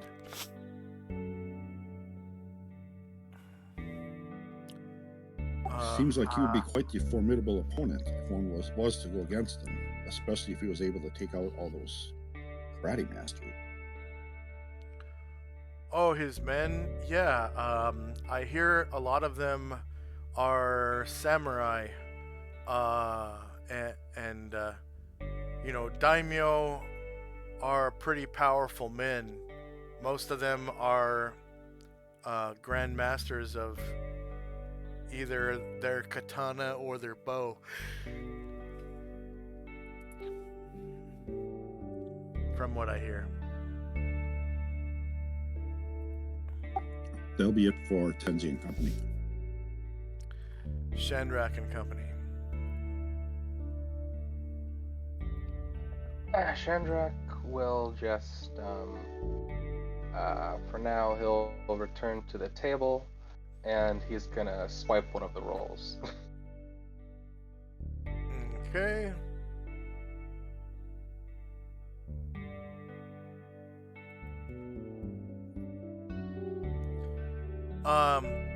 As soon as you touch one of the croissants, you can feel grease on your fingers. It's like the dough was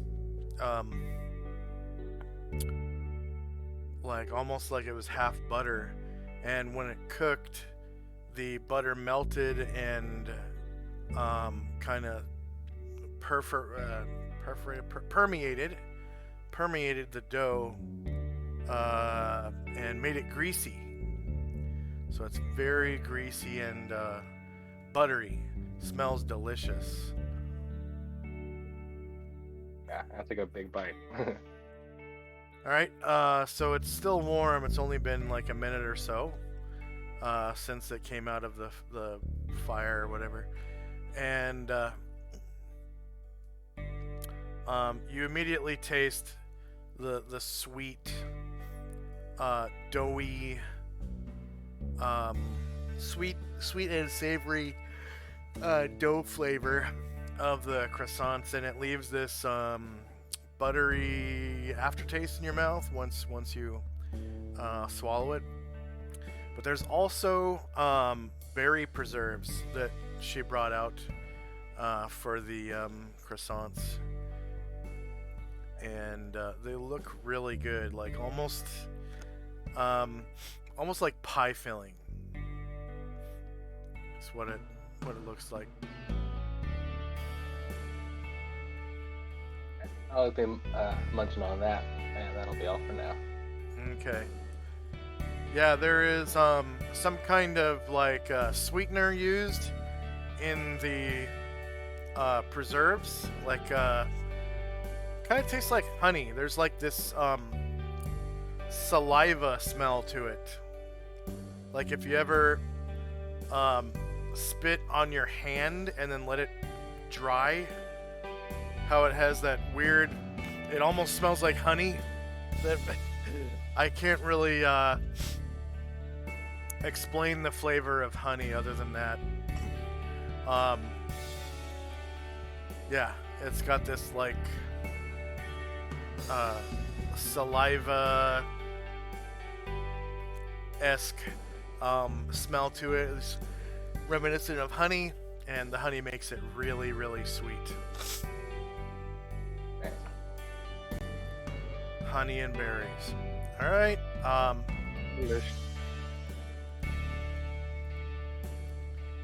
Okay, 1227. Asher and Company. Asher and Cotterbill are continuing toward that smithy. Gonna pick it up to a jog.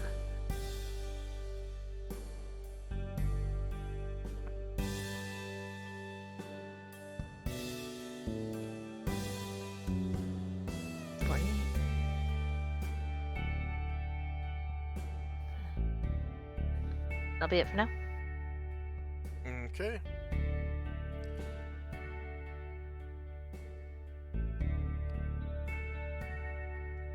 Tenzi and Company.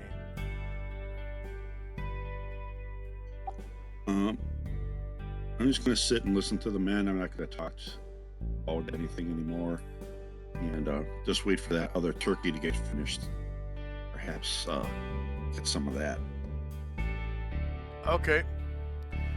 You notice that there is still a lot of the first turkey at Asher's table that hasn't been eaten. Probably about half of it. Like, no one really touched the legs or thighs or wings, really. It was all just kind of like everyone went after the breast meat.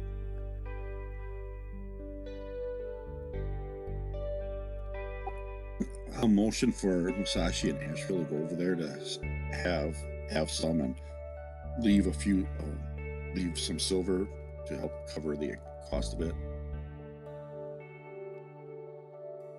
All right.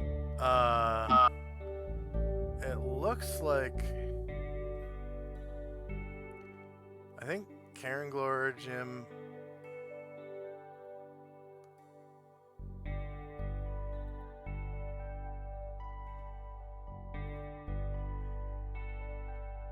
Oh, Baron. Okay. Looks like they're pretty much done eating it. And there's still a lot of the, what do you call it? Not the trimmings, the garnish, the lettuce and tomato garnish left. And still a bunch of boiled potatoes and gravy. And there's even a croissant left that nobody ate, and some of the preserves sweetened with honey.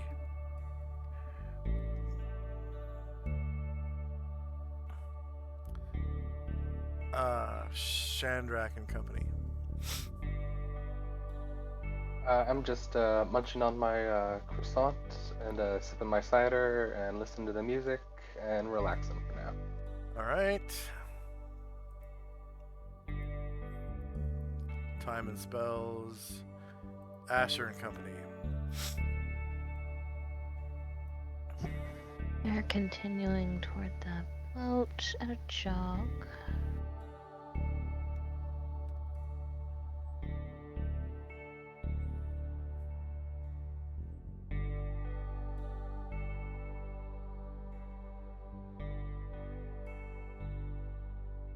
I don't see how far that was. Crap.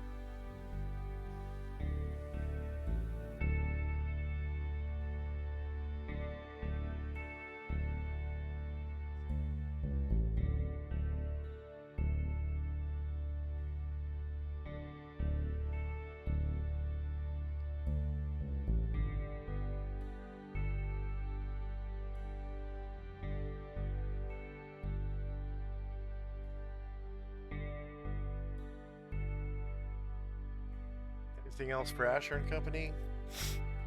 Nope, that's it. Tenzi and Company just chilling. Yep. Shandrak just chilling.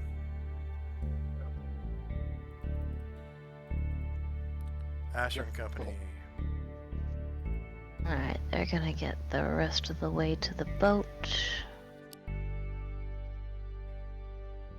And kind of hop onto that aft castle. That's the right boat, yeah.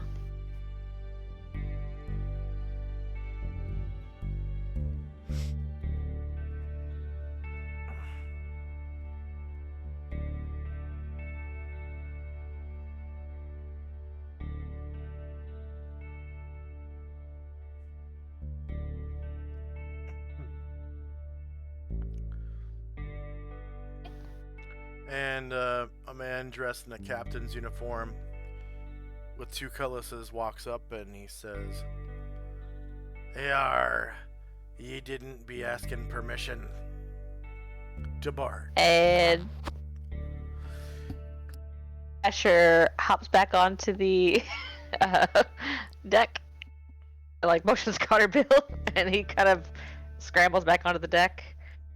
That jump is Says, way too high for you to make anyways. Alright, never mind. Alright, they'll come back then. Oh, they couldn't get on anyway. No, you couldn't get on. It's like Alright, never mind. 20 feet higher than the... Oh, know. okay. Cool. So Asher says, permission to come aboard. Arr, arr, arr. And he says, "Permission granted. Walk the plank." And Asher grabs her belly and does like an exaggerated belly laugh. Ha ha ha ha!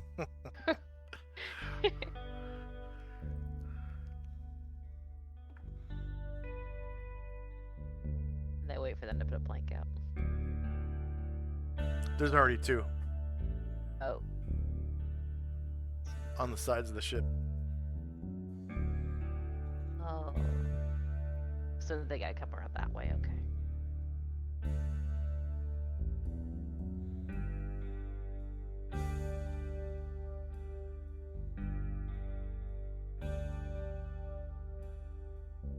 Here, and onto the boat.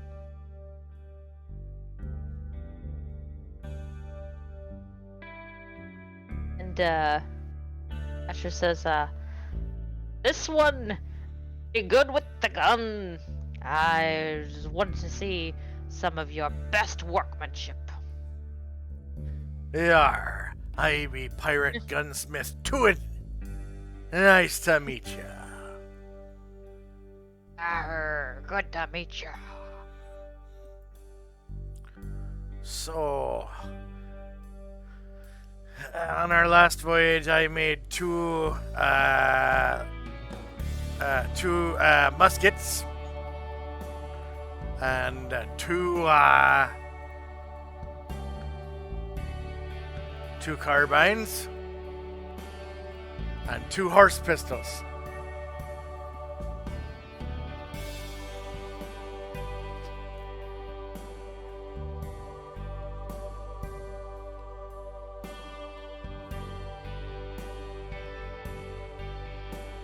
See there?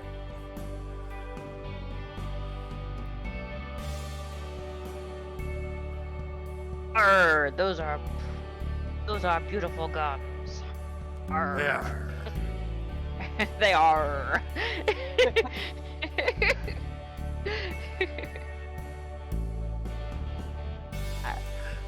Yeah, I'm just trying to see.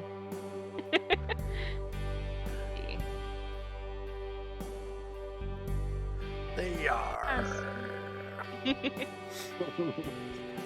Cotter's book has a couple of belt pistols. Does anything look like it would be too unwieldy for him in the first place? Because he uses one per hand, and I wouldn't keep him doing that. Probably not the longer ones. For Cotterbill, Yeah. I think he uses belt pistols.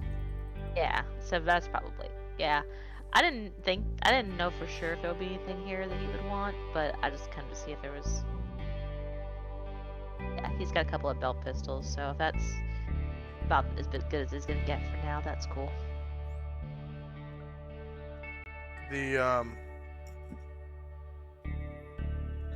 I don't think he's proficient with it, but the horse pistols have a slightly longer range than belt pistols, and they do more damage, but they're heavier and slower. How heavy are they? Let's see. And go to that weapons table.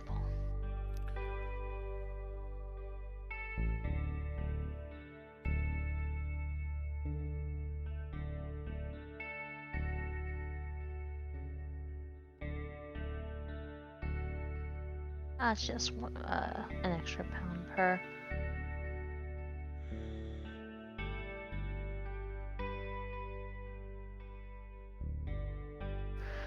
So,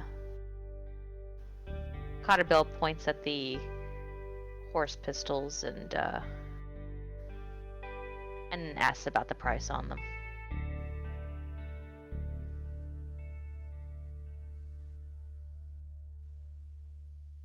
On the what? On the 2 horse pistols.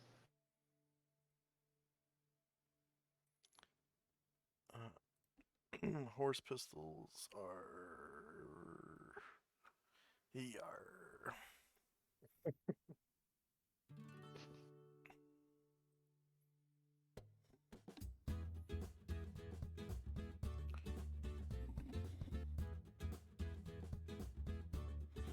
Flintlock horse pistol is 40 GP. They are pretty spendy weapons. Asher holds up a finger and she. Let's see.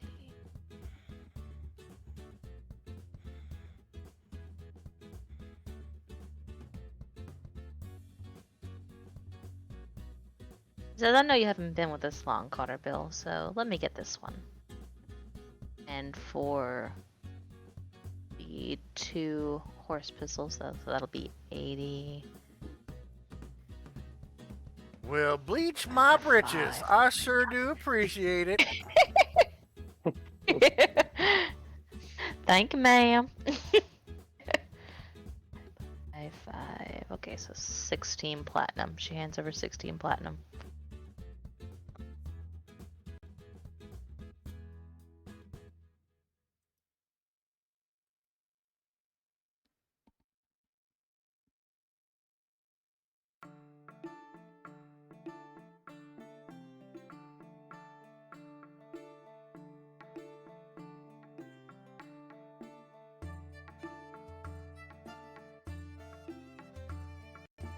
Really all I wanted to accomplish, so depending on what the gentlemen want to do, I'm fine with fast forwarding. Okay.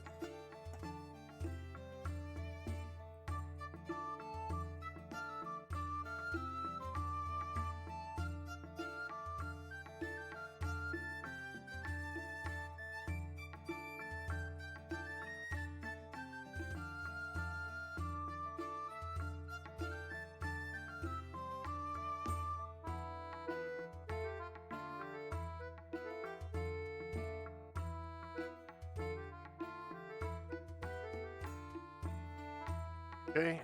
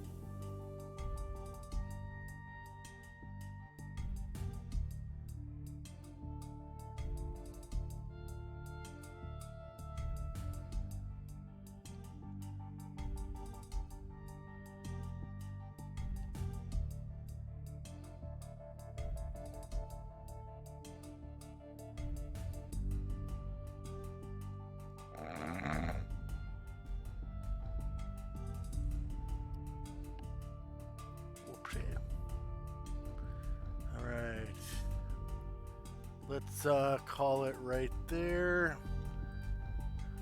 Take you back to the landing page.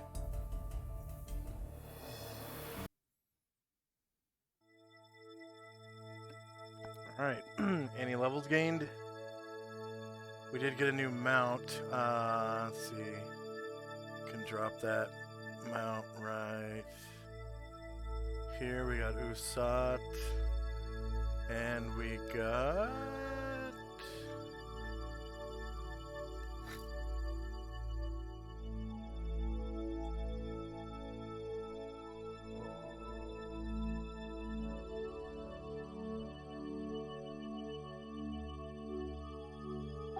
I cannot wait to have Asriel in angel form riding Usat into battle.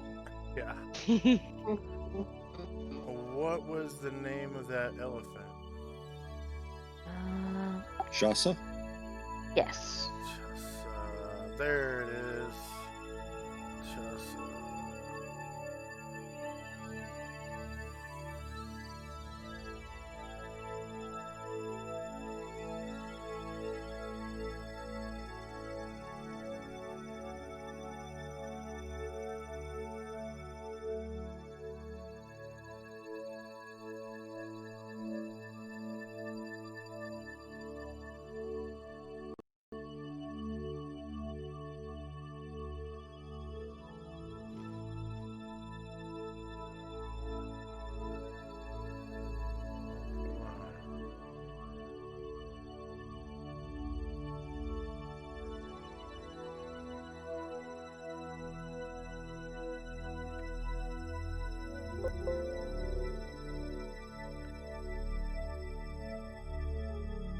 Chasa. Up to the top.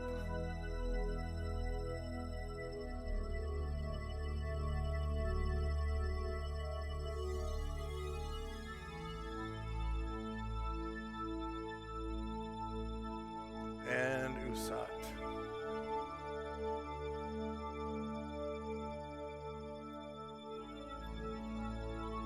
Okay.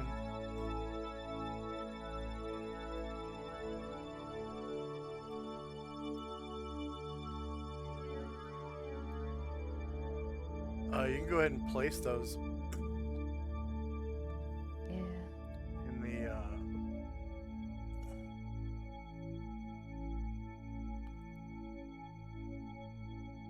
marching order.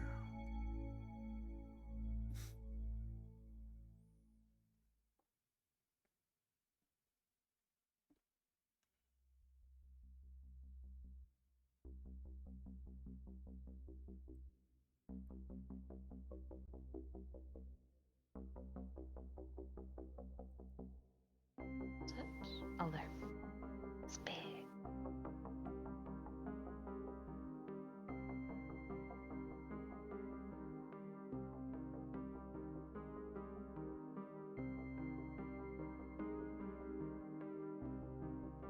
And I'll put those into the folders later. Any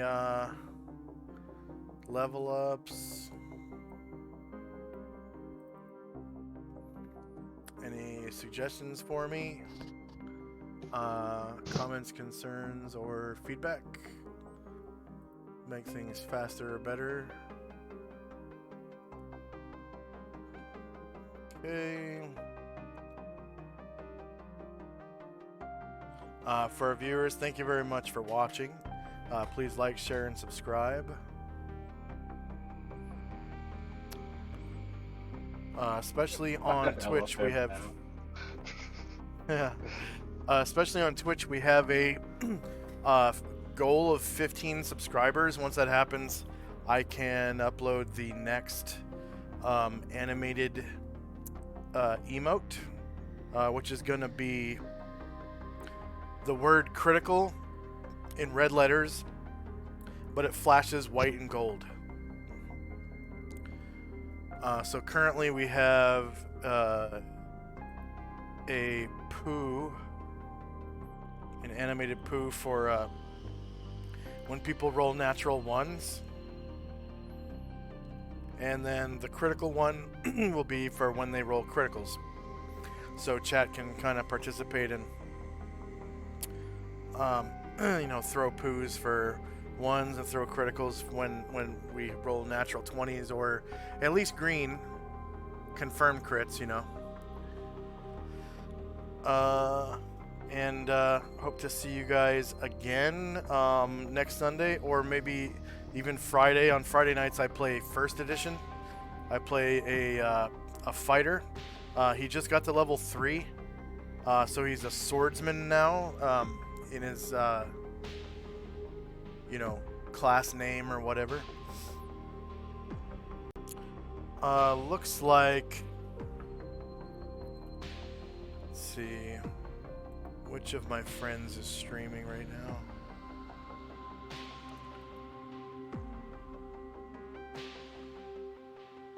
Oops.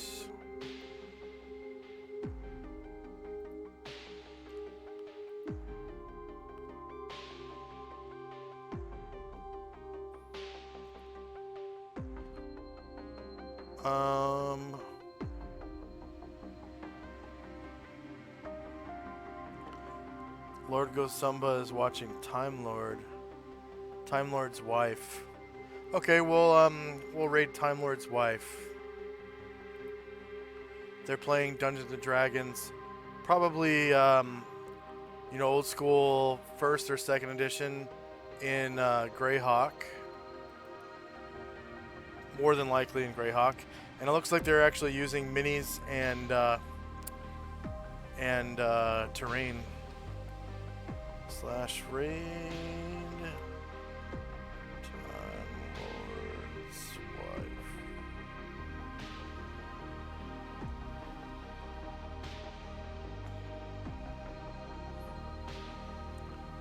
And here we go.